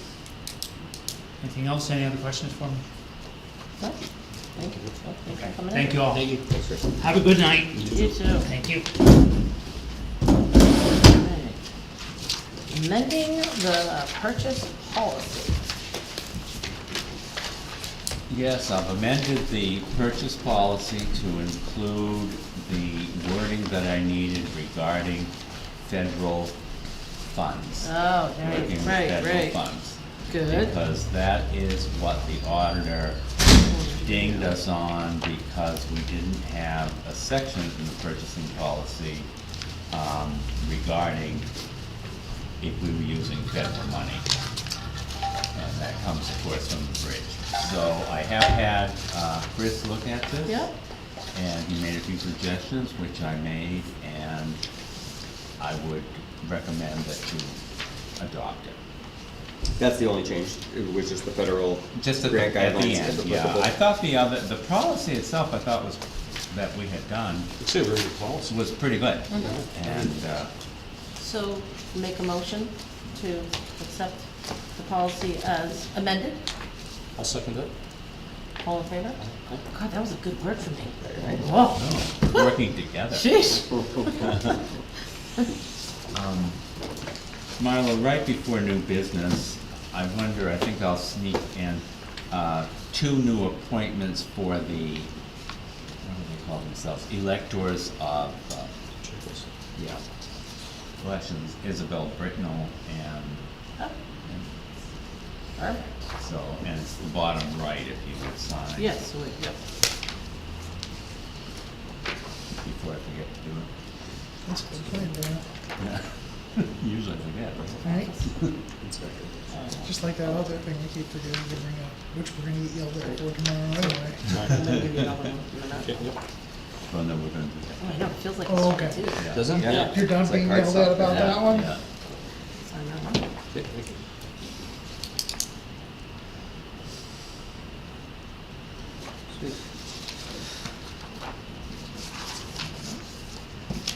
The next thing I have for new business is a request from the Old Home Day Committee. Yes. They would like us to buy 2 additional picnic tables for the park. The park budget could sustain that. I don't have an exact price, but I'm thinking of the wooden picnic table, similar to what we have over there. I went by a fellow's place in Bristol this weekend who had them for sale for $150, which Yeah. I thought wasn't a bad price. But I wonder if I could be authorized to spend up to $400 for 2 tables, and hopefully less. I think it's great, we have that, it's 7 old standby in Webster, now how many years? Years. Yes. I think it's great to do it, and I think it's a small ask of us to support it, and I think we should support it, so. Yeah. I agree. I'm gonna make a motion that we support buying the 2 tables as you recommended, and look for a second on that from my colleagues. All in favor? Aye? Thank you. Well, that was easy. The next thing was the joint loss management policy, and I have good news for you. We don't need to do that, so I'm removing it from Oh. the agenda. Good. All right. Yeah.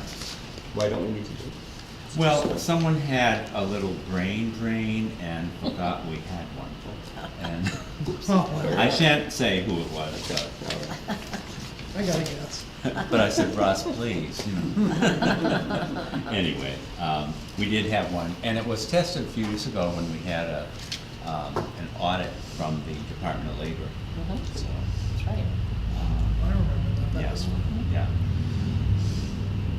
So that's it for new business.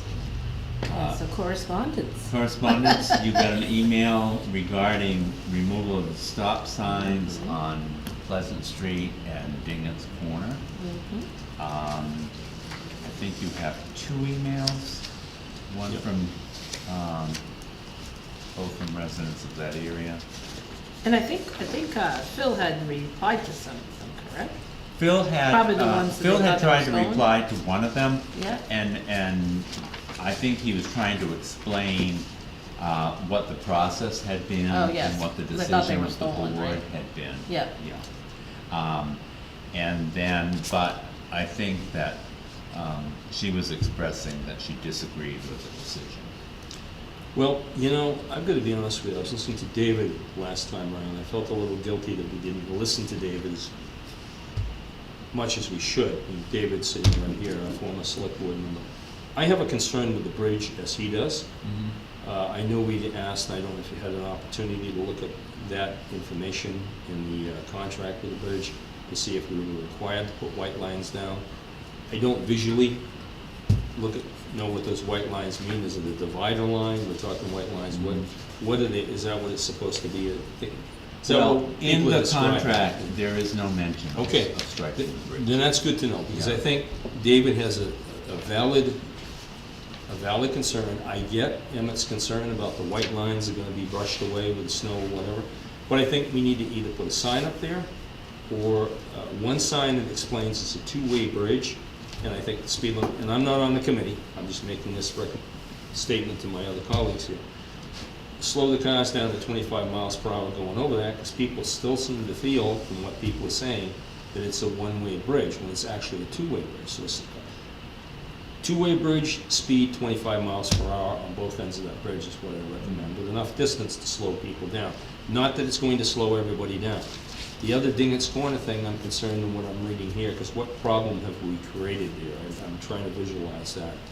I would suggest perhaps that the board might ask the Highway Safety Committee to meet again and to discuss and come in and talk with you about if they have any new findings. We do have a member with us tonight, not that we need to discuss it. Right. My take is, I don't personally want to see any lines, but I don't have a problem with a sign. Right. It just says, because, you know, that would mean we should have lines everywhere, in my mind. And But- I don't think Yeah. I mean the lines. Yeah. But when I was going over with my husband, I said, well, how do you feel? And he says, well, maybe a sign that just says, hey, it's a two-way bridge now, remind people, if people are gonna read the sign. But it's still, it's not like we're rural, I don't say the word right, so I'm not gonna try. And we don't have any lines on anywhere else unless it's a state road. So I believe that, yeah, a sign's not a bad thing. and, yeah, maybe slow down, isn't a horrible thing, it gives a tool for the, police to work with, you know, but otherwise. Well, they did mention that we hadn't had a public hearing to get input, which we haven't. And Which so makes sense. it might be, that's why I suggested I thought it might be a good idea. We also have, and I didn't get anything on this, but I have spoken to many people on Lake Street, Lake Road. Lake by Road. the, by the lake, who are concerned that the speed limit is 30 rather than 25. I was down there Saturday morning, Yeah. and I heard that from several people supporting what you're saying. I would concur with the residents of Lake Road, based on my drive down there, not only just based off of the speed, but also the condition of the road. If you're going 30 on that road, you're probably gonna do some damage to your own vehicle, not to mention anything else too, so. But that's Are those again, speed bumps? yeah. Well, that was another concern they brought up, was the condition of the road, and again, I would prefer Emmett to be here so we can have that discussion this time. Well, it's in what he's supposed to be doing this. Right. This, and that was held up for many reasons before, so, but it is in his budget to Yep. take care of. But they're more concerned about the speed. Yeah, Yeah. yeah. I'll I mean, my talk mom- with Steve then and ask him to set up a meeting. Sure. Should we make that a public meeting so these people can come in and? Well, I think that when they come in to talk to you, I think that's a great time. And we certainly could advertise it, Yeah. or, put a notice out. How do you feel? It's fine, I mean, it's better, I mean, my mom lives on there, and I go there quite often, and I don't really see a whole lot of traffic, to be honest with you, but there again, I don't live on there, so, I know, yeah. but 25, 30, 65, yeah, I mean, If you right. have it 25, they're gonna be going 30, but at least you Yeah. have signage and they can Yeah, enforce it. and that's why I look at it, as at least it gives the. Police can take notice, Yeah, that's right, do their jobs. but anyways. And we also got an email from a resident asking the board to help redirect the salt shed committee, which I think John has started already at the last meeting to do that. And, certainly, I think that we're doing it already. Thank you. I think we're working diligently on that. I didn't brief you two on the discussion, but I think we came up, and Russ, you were taking notes of that. We walked, for me, and I appreciate it, we walked away with 4 action items, if I remember correctly. So when we have, and I think, as I listened to this presentation down on the lake on Saturday, we've got to do something. And we just can't drag this out. So we need to get beyond, are we gonna put wells in? Is there a need to put wells in? If there isn't a need to put wells in, should we dig test holes? Somebody brought that up. And see what the test was. That would be a lot less expensive. I did speak with Emmett. Emmett made a good point. He'd like to get behind the fire and police station and level those trees and brush up there so we all can see what that looks like. And I thought that was a valid idea, and I said to him, is this something you can do? And he said, with the right equipment, I'd have to rent a piece of equipment, but I could get in there and do it. And I've always been supportive of him doing projects like that before we go out and bid on them, but I don't know, does that work within our process? Could we have him do that project and get that done? Because I think the other people need to see what we're dealing with here. Does that make sense to you?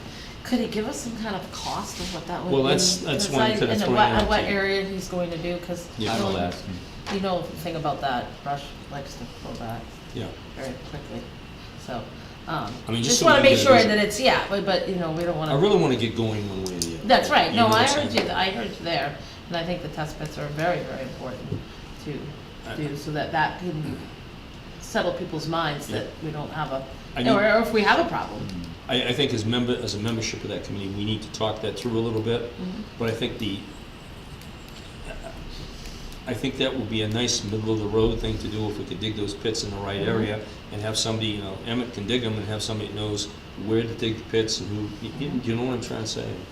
Yeah. That might be a nice middle of the road thing to get done so we can assure ourselves, yes, there's something in the soil, yes, we need to move forward.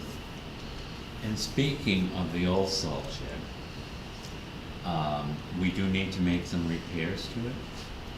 And Emmett gave me the figure of between 12 and 15,000 to do that. And I don't think we have a choice but to do it. Yeah, well, we're not gonna build a new one overnight, so. Probably not. Must Yeah. take it. That's for super people. So would you like to go forward with that project? Yes. Do we need to do a vote on that? Why don't we, John? Do we need to see what the repairs are, or is it just something that you was? You know, I got an Emmett estimate, so I don't have anything. Can we written. see something, I'd like to see a But I document. can ask him for documentation, Yeah, sure. I think that'd be good. Let's- Okay. Thank you. Yeah. Yes. That's a good point. Yeah. Didn't think Well, I should have thought of that too. No, it's okay. that. No, it's not your fault. Well, I think you're thinking 10 to 15,000 because, and then to shore it up or do whatever. I'd like to know what he's What is it we're doing? repairing. Yeah, Right. yeah. What's this 10 to 15 we're gonna buy us? Is Emmett doing it or is someone doing it? for Oh, us? I believe that's Emmett, you know. Well, I personally don't care who does it, I just like to know what's being done. Yep. If you- I agree. If you know what I'm saying. I will take care of it, Thank you. yeah. All right. The next item was consent agenda, that's what I call it, and since I was doing the agenda, Russ was out, I typed it in. And basically, that is one you don't need to take any action. We're gonna try and put minutes from all the committees in there so that you have a chance to To see what the, kind of keep up with what they're doing. We should have done that a long time ago, but better late than never. all right, so let's do that. Any public comment?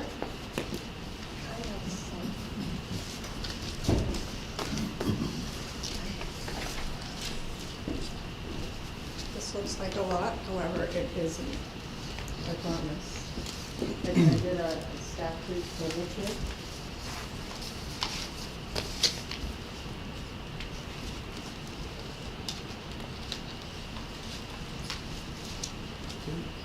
This is about the trees that are between the sand pit and my house. You have a little list of what I'm talking about. Okay. I'll give you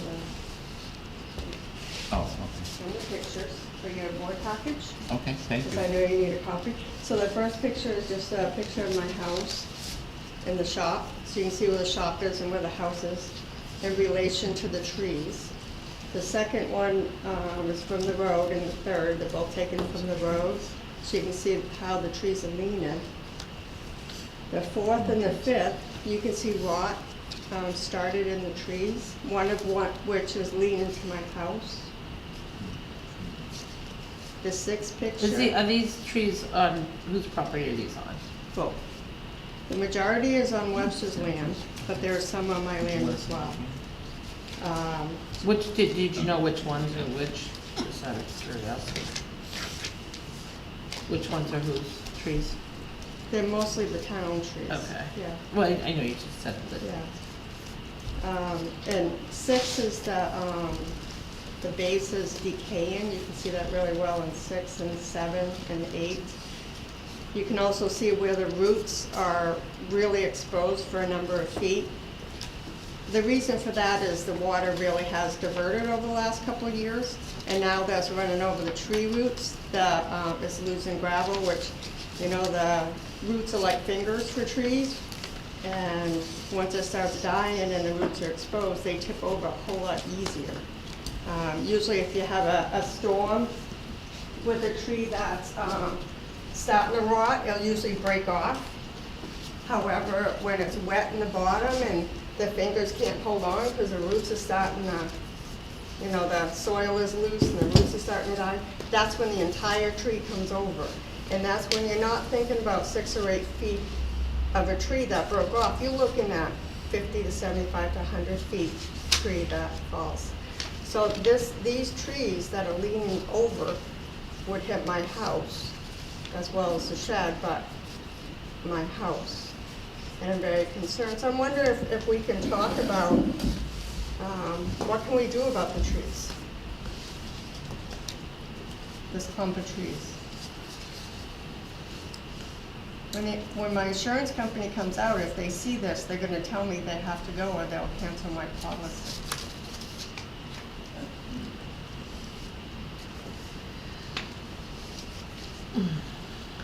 How many trees are we talking about? There's quite a few there, there's quite a Have few. you counted them? I didn't count them, Because when no. they take trees down, they charge you for trees, you probably know. I do. And I just wanted to have a discussion here about them, because I am very concerned.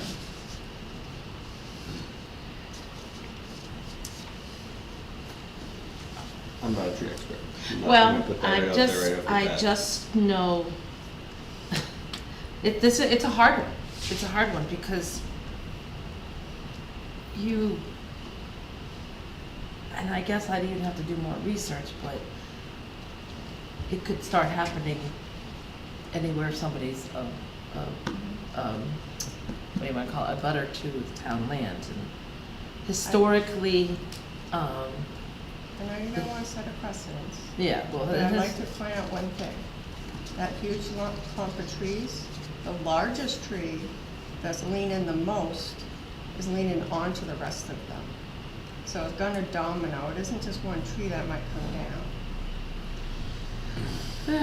And I hope you see that in the picture. And these are all on, the trees that you're referring to are on town The property. majority of them are in town property, which What is- about the ones that aren't on town property? I will take those down too. I'm gonna clear the whole thing because, the little ones, I'll just take out because they're gonna be big ones eventually. Have you had somebody, And it's too wet. have you had an Yeah. expert come down and do an estimate or look at the trees to tell you what? No, and I know I can't afford it. Well, I'm not going down that road yet.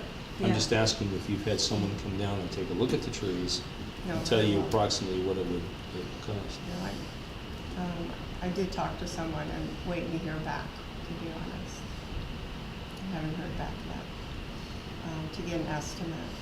But what I'm looking for is from that power line up the hill,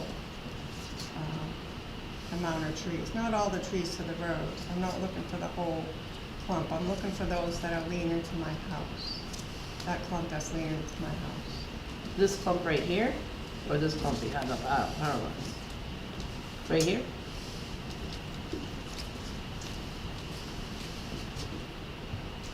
It shows it better in another picture. That's just all of them. This clump right here is what I'm looking at. This here is a tree that's by my driveway. It's the clump right here on page 1, closest to the house, that's gonna, the ones that's gonna come down to the shop or the house. And if you look at this one, you can see this is the biggest one. It's also the one that's leaning the most, this one here. And if you do go look at it, I don't think you want to walk in there because it's not nice, but it's not a nice walk. But that one big tree that's coming down is in front of the other ones, and the other ones, the roots are exposed a lot because all the leaves and the gravel have been washed away. Over the last couple of years, the stream was rerouted, and last year and this year was the first time. And you know I grew up on the land. I know the land very well. Why was this, how was the stream, I'm just asking, how was the stream rerouted? I'd rather not talk about that because I don't think it's a good idea. But we could talk in private if you like. But I'd rather not talk about how the stream changed. It just did. It has over the And years. you're Things change. listening to what you're saying, you feel that the stream rerouting is what caused the deterioration in the roots. That's part of it, yes. Yeah, the roots, absolutely, 100%, yes. The trees dying, I don't know. I don't The know that trees much. die. Trees die. People don't like to think they do, but they do. Yeah. Kinda like You see people. Yeah, but you see a lot of rot starting in these trees, and the rot is in the base, which is typically due to the root structure. You know that. And when the root structure goes, there's nothing for the tree to hold on to anymore, and that's when they topple. Whereas when it's a storm, such as a windstorm and such, if it's an older tree, a sicker tree, what have you, they're not gonna sway anymore, they're gonna break. And you're gonna lose the top half or top quarter or what have you. But in this case, because the soil is so saturated, Saturated. yeah, Is that the cluster effect you're talking about right there? yes, it's gonna domino. we will, Take it under yeah, advisement. we'll take it on advisement and we'll chat and see, And how we after- might move forward. Okay, that is fair. Can you shoot me an email or something, let me know? Why don't we do it more formally, have you come in so we can discuss it? I don't mind discussing it all, I just don't like opening cans of worms. I don't want to start trouble, I just want. No, I'm not saying, why don't we, Yeah. let us look into it, I think is Okay. what I was saying. Sure. And then if you're usually here for every meeting, so it's not like we can't have a discussion with you. Anytime, And Dana can send you the anytime. email that we've got an answer. Anytime. All right, thank you. Thank you, Teresa. Thank you for your time. Yeah. Okay. And please keep the pictures for, Okay. for reference. File them with our And town the board manager. package, of course. Have a good night, guys. You too, see ya. All right, well, I think now we gotta approve, So mine is hopefully nice and quick for you. You may have seen, especially since I used some of it last time, the presentation equipment has all moved over. It's in the black box. The recording stuff is still not over in there. I didn't want to touch it because that's not quite large enough to do it without really cramming things in. There are a couple things that can be done to make that both more sturdy to allow for that, as well as to reduce some of the space in it.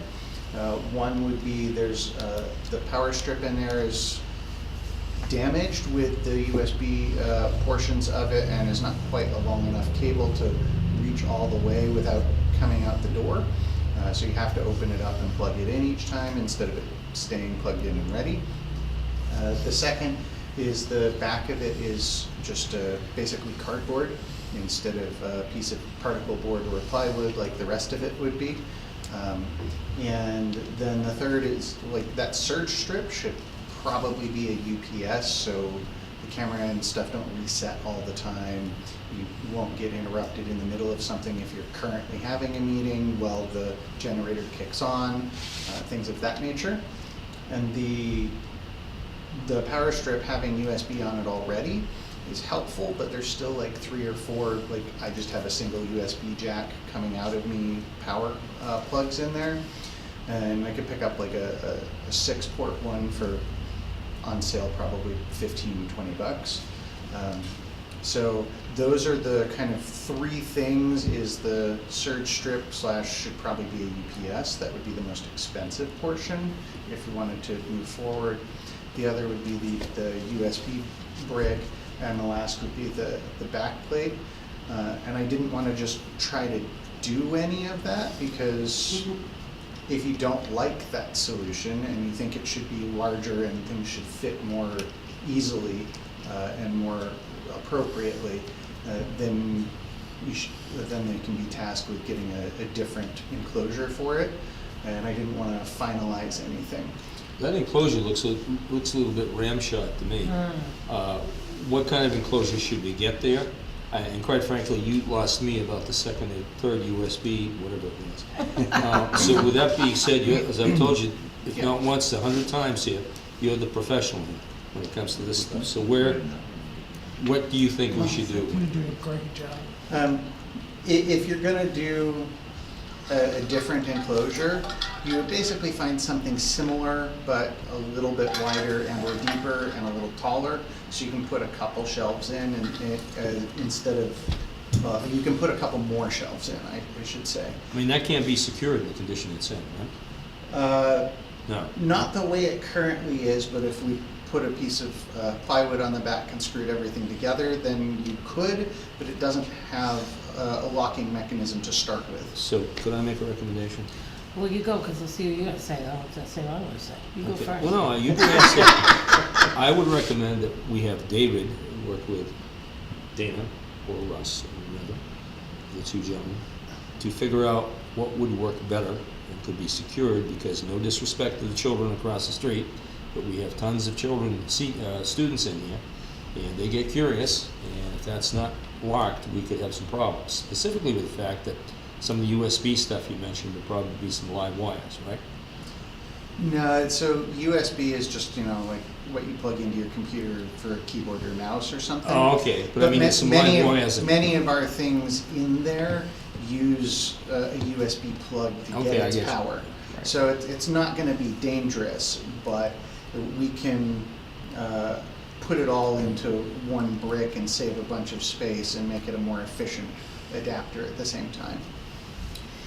My suggestion was, could we look into somebody giving us a number to build something a little bit more permanent? I don't know if you could, in case with the case that's already there underneath, and try to, which would give it more room. I don't know if the depth probably is not enough, but something a little bit more built in, to make it have a little bit better look. Why is it And there? That's. It has to be, right, because of that?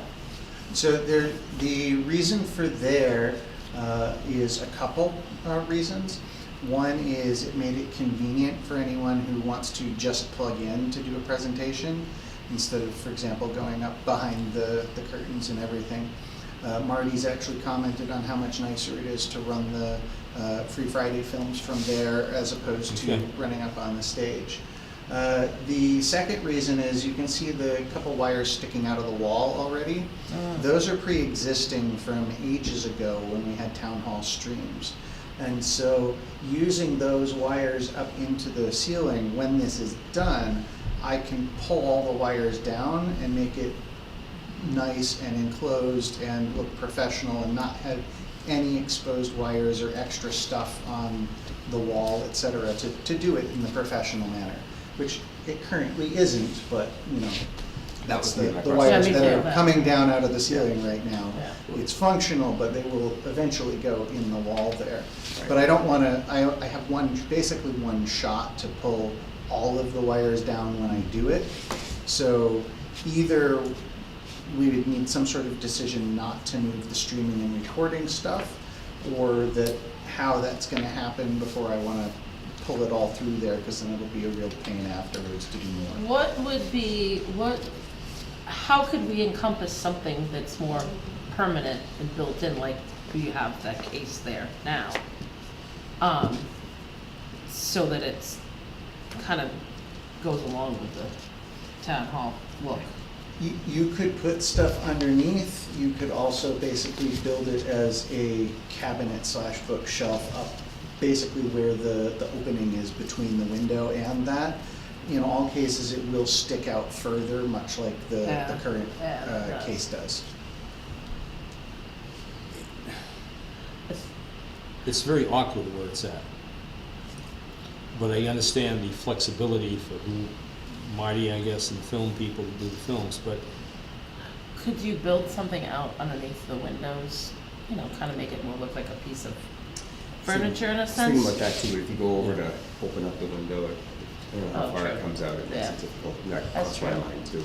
So the thing in there that's the most depth Yeah. right now is actually the receiver, which is we use it as an amplifier, so to run the speakers.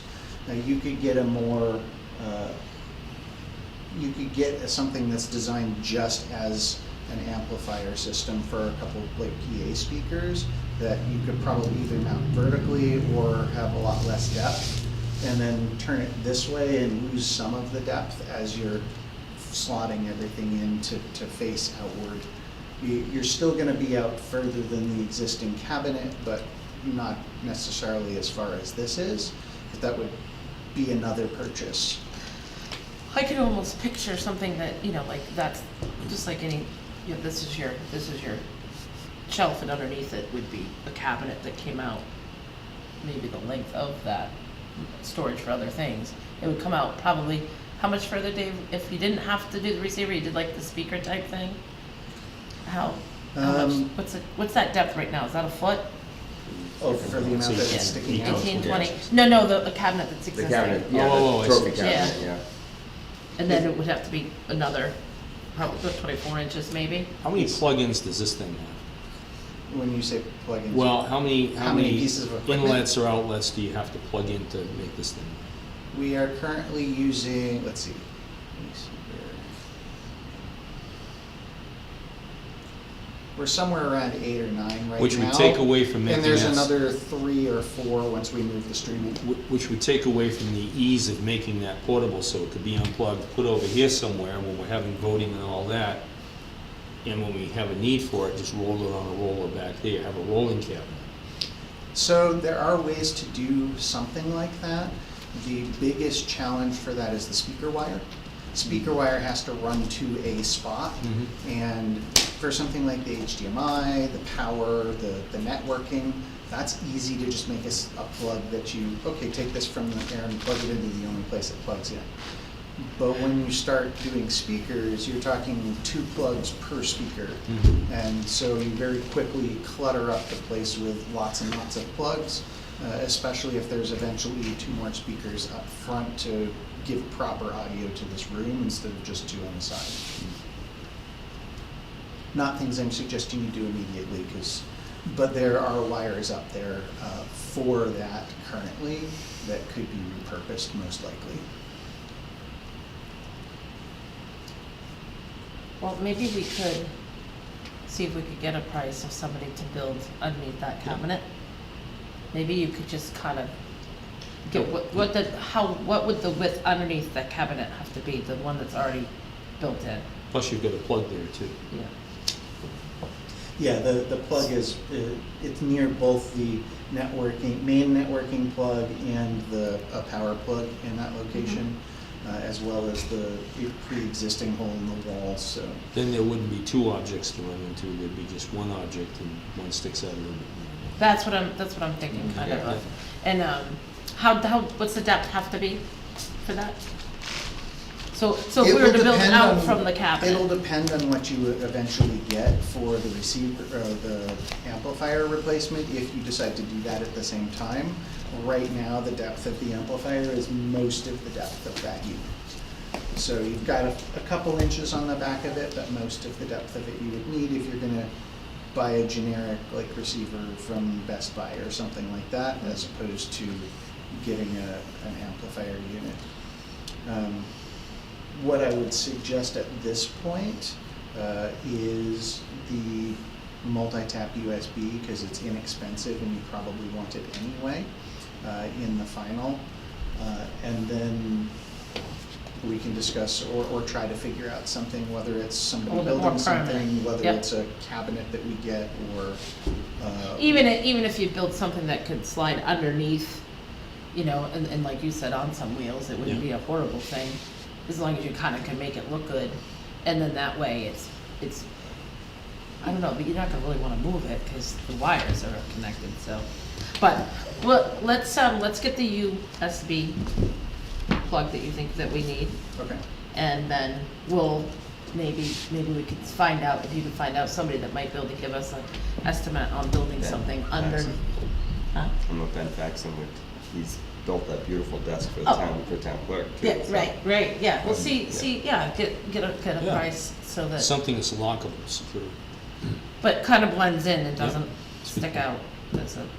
I can even see if it comes out, maybe the top of it, I'd like to see it the length of that, but, you could even put place you put your town. You could mount the stuff this way instead of this way, right? Correct me if I'm wrong. Sorry?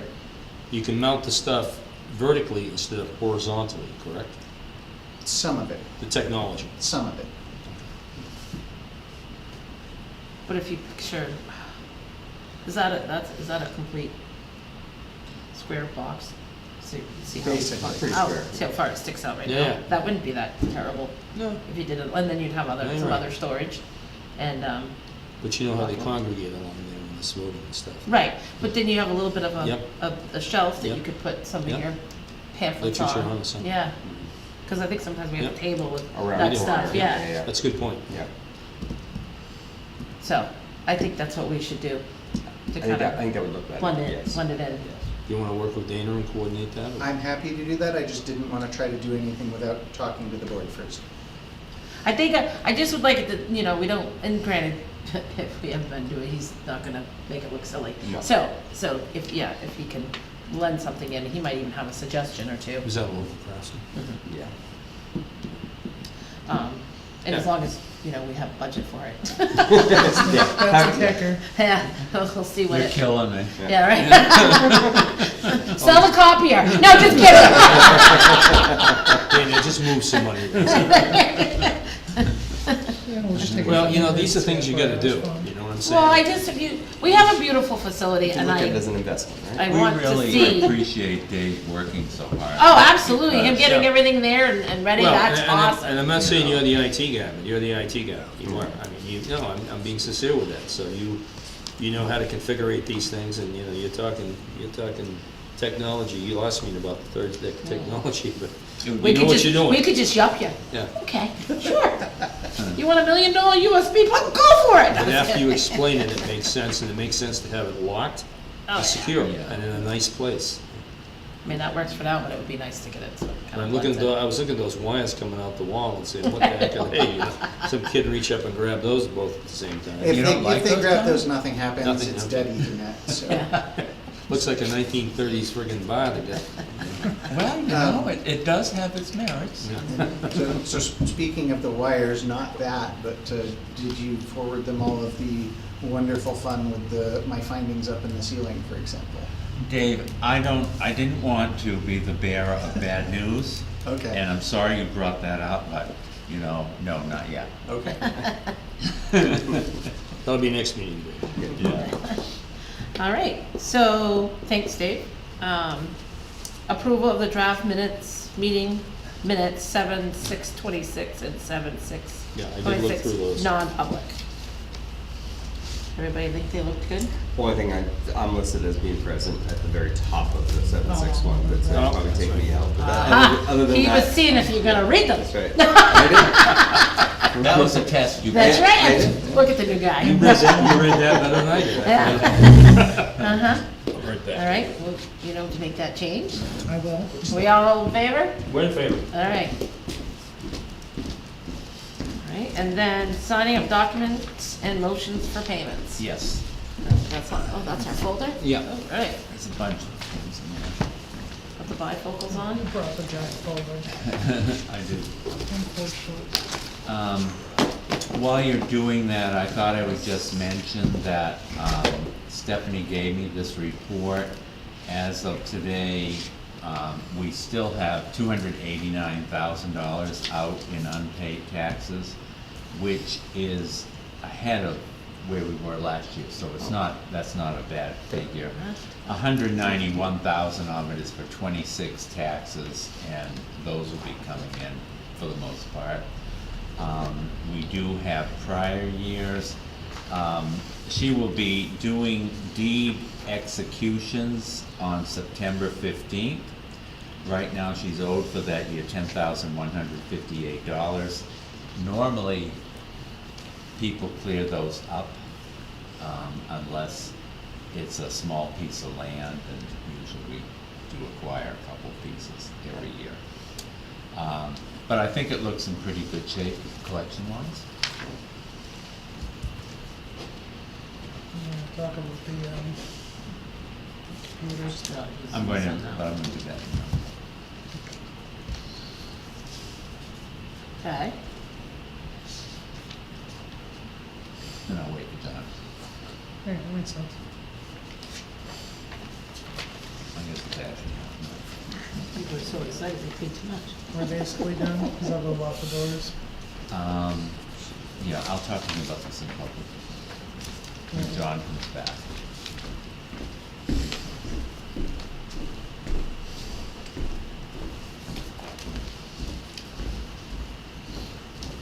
And while you're doing that, I may have mentioned that Emmett mentioned that they need new computers. And they have 3 computers up there. Emmett's is 10 years old. Are we talking about the fire department? Yes, we are. Oh. There's another one up there that's 8 years old and one that's 5 years old. Oh, thank you.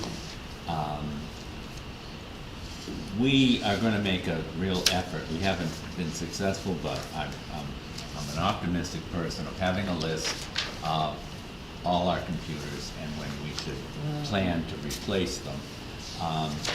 Emmett has said he says he needs them immediately.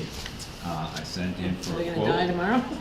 and, I've got a price of $15.74 for each. 1,574. Yes, yes, so that's $3,100, $3,150. That would Of be which to I'm not replace quite sure two. where I'm gonna get the money, but I'll figure that out. Is my cabinet out now? I'm sorry, the cabinet's gone. Shoot. Unless it has cash in it. So let me be a bit supportive here, because I would be. I was down there on Saturday, I stopped in, while they were preparing the chicken barbecue. And a couple of them approached me, and I think it's a valid request. We talked about this last year, and we talked about it, how long have I been a board member here, a year and a half here? My first visit to the fire department, we discussed it. And I know we've had the discussion with Dave previously when he was a board member. I would be supportive of it, because I saw some of what they had to do on Saturday. And one of the women, one of the fire personnel that was there, she was trying to print something out. It took like 15 to 20 minutes. The computers take a time to come in. You know, they need to work. So I have no Okay. question of that. I'm not trying to counter you. Yeah, I'm I know, I have no question I'm just of very that. supportive Yeah. of it. They need the tools, they need the tools. And I guess maybe it's something I missed, but I didn't, I'd like it to work a little differently in the future, so that we know in advance. I agree. Well, yeah, because it's kind of just a little bit out of the blue. Now, I did speak with Dave, who has gotten us several computers. Dave. This Dave, This yeah. Dave. And he said he might be able to get something, and I think he told me $800? I don't remember I don't- anymore. Yeah. Generally, when you get a quote from something like this, if you go find the exact same model, it's within $20 or $30 one way or the other if you go through the like public Dell sites. But Dell usually also has similar capability models that they put on sale all the various times. There was one that was significantly less, that I think it was close to 900, but it was significantly less than this, yeah. And that was one of their current sales, but it was also listed as sold out at that point in time. Maybe that's changed now. I just looked briefly in the office with Dana when he first mentioned this to me. Can I ask a question? Yes. And I'm not trying to be counter here. If we were to have you get the computers, and I prefer Dell over anything, that's me, okay? It's John Clark, that means nothing. I've always worked with Dell. But if we All can of our get- other stuff is Dell. If we can get some Dell computers at a reduced price other than through Armon, is that something Armon can set up for them, or would you be better at setting them up? I'm just asking. Armon would need to do the work, although the question has come up about, these computers are standalone. Yeah. So no Well, yeah, laptops. every computer is. I'm guess I'm saying they're not on a server, they're not, Yeah, so Armon has a set fee for like setting up a unit, whether that's purchased through them or not. And that was on the line item, that was a separate line item Right. in the thing that he's. $360 each. Getting a similar system that is currently in stock was, instead of like 13, it was like 12 or something like that. So it wasn't a whole lot of difference. But if we could get the sale one that was out of stock at the time at the 800 or 900, that's a huge savings. Well, here comes a security question. Where is all the information being stored on the individual computers? It's not being stored in a, I don't know their setup. I believe that most of the actual fire detail goes to a state or county-based system, but you would have to ask them. I don't actually know that. Do they have any grants, or does the state have where they, get their, like, remember on the copier, we got a half price? Well, the state does have a bid list, so they have, Yeah. vendors that they deal with, and that they have a little it's a benefit sometimes Yeah. to buy through that, such as the copier. Is that what you're looking at, the bid list? But I think that. Just the public website. But I think that, and we certainly could check that, but I think Dave's price Well, wait that. would either be just the same or better. What would a server cost, so the information to be stored on a server retrievable? That would be a lot more setup and different work, and you'd have to spec out what the server needs to be. So they would have, how could, we- I'm trying to think of this, help me here, because I'm not the tech guy. How would we set up a system so the information they put on their computers could be stored for retention securely through Armon? How could we do that? If we get the computers, how could we, I mean, the police department's right next door, why can't, I'm just asking the question, why can't the fire department information be stored, not in the same system as the police department, be stored on a, in the cloud server like we do everything else? Is that something that, So most of our stuff is actually not stored in the cloud. stored downstairs? And so here, most of Yep. it's stored downstairs and backed up in multiple locations, including the cloud. Yep. The police have a very police-specific unit Right, and right. servers and everything else, and CJIS. But they also have emails and back and forth with, you know, back and forth on the town website. I'm just wondering, is there any way we can connect those computers to the town website so they can store their information on the computer and subsequently store it on? So emails and such are all through Microsoft for everything that's within the town. And so all of those are stored and used within the Microsoft Cloud system. Right. Or the Office 365 system if you're standard business or residential user. But their email comes from Armon, right? No, it's They all set through the- Microsoft. So, yeah.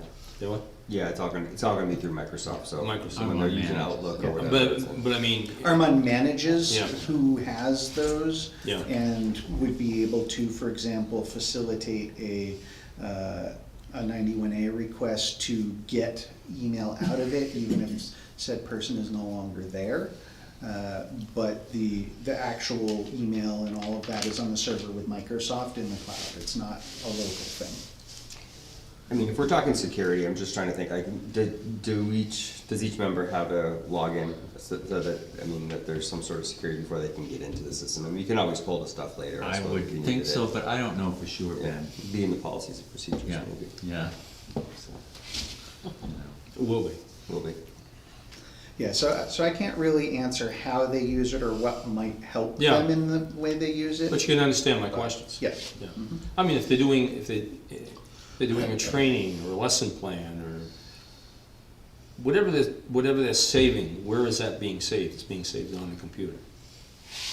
The kind of easy answer for that would be to basically have a backup unit. We have one for the police, we have one downstairs. Those back up the servers, not the individual computers. And so the computers basically put everything on the server and then it does it. But you can put that same backup software on like every system and then it backs up to the bunch of drives and then backs up to a cloud. You will pay for that and you'll pay subscription services for that, but that is possible. Whether it's warranted or not depends on how much they actually do and leave on the systems. Well, if they need the computers, I'm supportive of that. I just, So you need to know what direction to go in. Right, right. I'm looking for direction. So Dave, Well, do you, that's left, do you, Won't get it. do you think Just wanna make that sure. quote, you don't know, you have to go look again to see? I think the quote is ridiculous, but it has nothing to do with Armon. I think it's just the Well, market that right, we're in. cause I just got a quote on a laptop unit, $2,200 through our computer people. And So so. that didn't seem horrible to me, but. Going for basically the same specs, but not necessarily the exact identical unit, I can probably shave about $100 off on the Dell website, regardless of what they're doing for deals. If I can. So probably they're making $100, they're not making a lot of If I money can on wait this. for when there's an appropriate deal, so over the next couple months or something like that, or heaven forbid, if it could actually wait until something like Black Friday, when they usually put lots of deals up, there may be an opportunity to get more of at the significant discounted price, but you don't know, so. And I think, waiting till Black Friday, which is when, December? November, but yeah, November, that's after a we while. turkey. I wouldn't wanna push them out that far. I mean, they made some legitimate, I feel they made some legitimate, maybe it's a bad term, they made some very positive, position statements as to why they needed it, and I could see one of the documents they tried to print out for their barbecue, and that was a mess, I mean, and the young lady explained to me why it was, and she said, we need computers, and they've been 10 years. I mean, we talked about this 18 months ago, and we kind of put it aside and we forgot about it or whatever, but I'd just be very supportive of them getting computers. I guess I'd throw the question out. If we go, you're good enough to go out and help make a purchase with Dana on these computers, is Armand gonna reject us when it comes to servicing the computers or doing something on them? We have done it before. Okay. And they've always, But I do think, like I said, I just got quoted for a Dell laptop, and it was 2,300, and they kept saying things have really gone up, and Yeah. so that's $1,500, doesn't look all that bad. No. I mean, that's kind of What I would say is that if I can save more than a couple $100 per unit, then maybe it makes sense for me to go order Yeah, them but and do otherwise, that. agreed. But if it's, $50 or $100, you might as well just use them. Well, with 'cause it's respect to easy. you, that's what I'm kind of, I mean, maybe I don't make myself clear. I'm trying to think through it. But they do need the computers, and I just assume get them the computers, at least in my opinion. Yeah. I mean, I don't want to see them function with friggin' computers that are, they can't function with them, so they, Okay, so, Yeah, I would say go with Dave if it's gonna, what's would that? you wanna see it? Oh, we have the quote? Yeah. Sure. Yeah, Does the quote say how long it's good for? probably not that long. I don't know until I see it again. Well, I was told they're about to go up again. I've gotten emails at work too that have indicated from Dell that price is, I think that's Does it have a June date 1st. when the quote I don't see expires? one here, no. Yeah. It just Well, says they might price have a specific. contract with Dell for certain. well, we listen to people in the audience say things aren't good. Let me tell you how I feel bad things are. We usually pay at our house probably $340, $50 for oil. We got a delivery today. It was three quarters of a tank. We had to fill $760 for oil. This country is upside down, and a lot of people can't afford that. Yeah, I mean, a lot of people can't afford it. I'm very concerned about some of our senior citizens in town, you know what I'm saying? I mean, that's how crazy, I'm just saying, that's how crazy. Will you two allow me to make a motion? Sure. I'm gonna make a motion, we give Dana the go ahead here to get, how many computers, 3? We're gonna get 2. Get two new Perfect. computers for the fire department, and I'm gonna say public here, I feel they need the computers, I saw their plight the other day, and I think we need to be very supportive. We second that. Thank you. All in favor? Is that enough direction? And yes, it Okay, is. I'll thank you. work. Alright, yes, then yes. Purchase. I also spoke with Emmett today, because some of our problem has been getting someone to be at the fire department when the computer people are there. And he told me that Carrie, Genevieve, would be willing to, she's off on Fridays, to go up on a Friday and work, and I think that's great. Perfect. Well, she made that statement to me the other day. Did she? Yeah, and I didn't want I wanted Emmett to come down and speak to you, Yeah. which he did, I said that to her, so I appreciate you saying, yeah, she would be very good. And I asked Emmett, I said, is it all right if I talk to Carrie with, I don't wanna go over your head, and he said, fine. But part of this is, and I'm not pointing fingers, but communication's important. Well, I Yep. think before they just come up, both all three of them at the same time, we could maybe. Right, so, and then we'll know we Be a have little bit one more prepared. more Yep. coming up. I agree.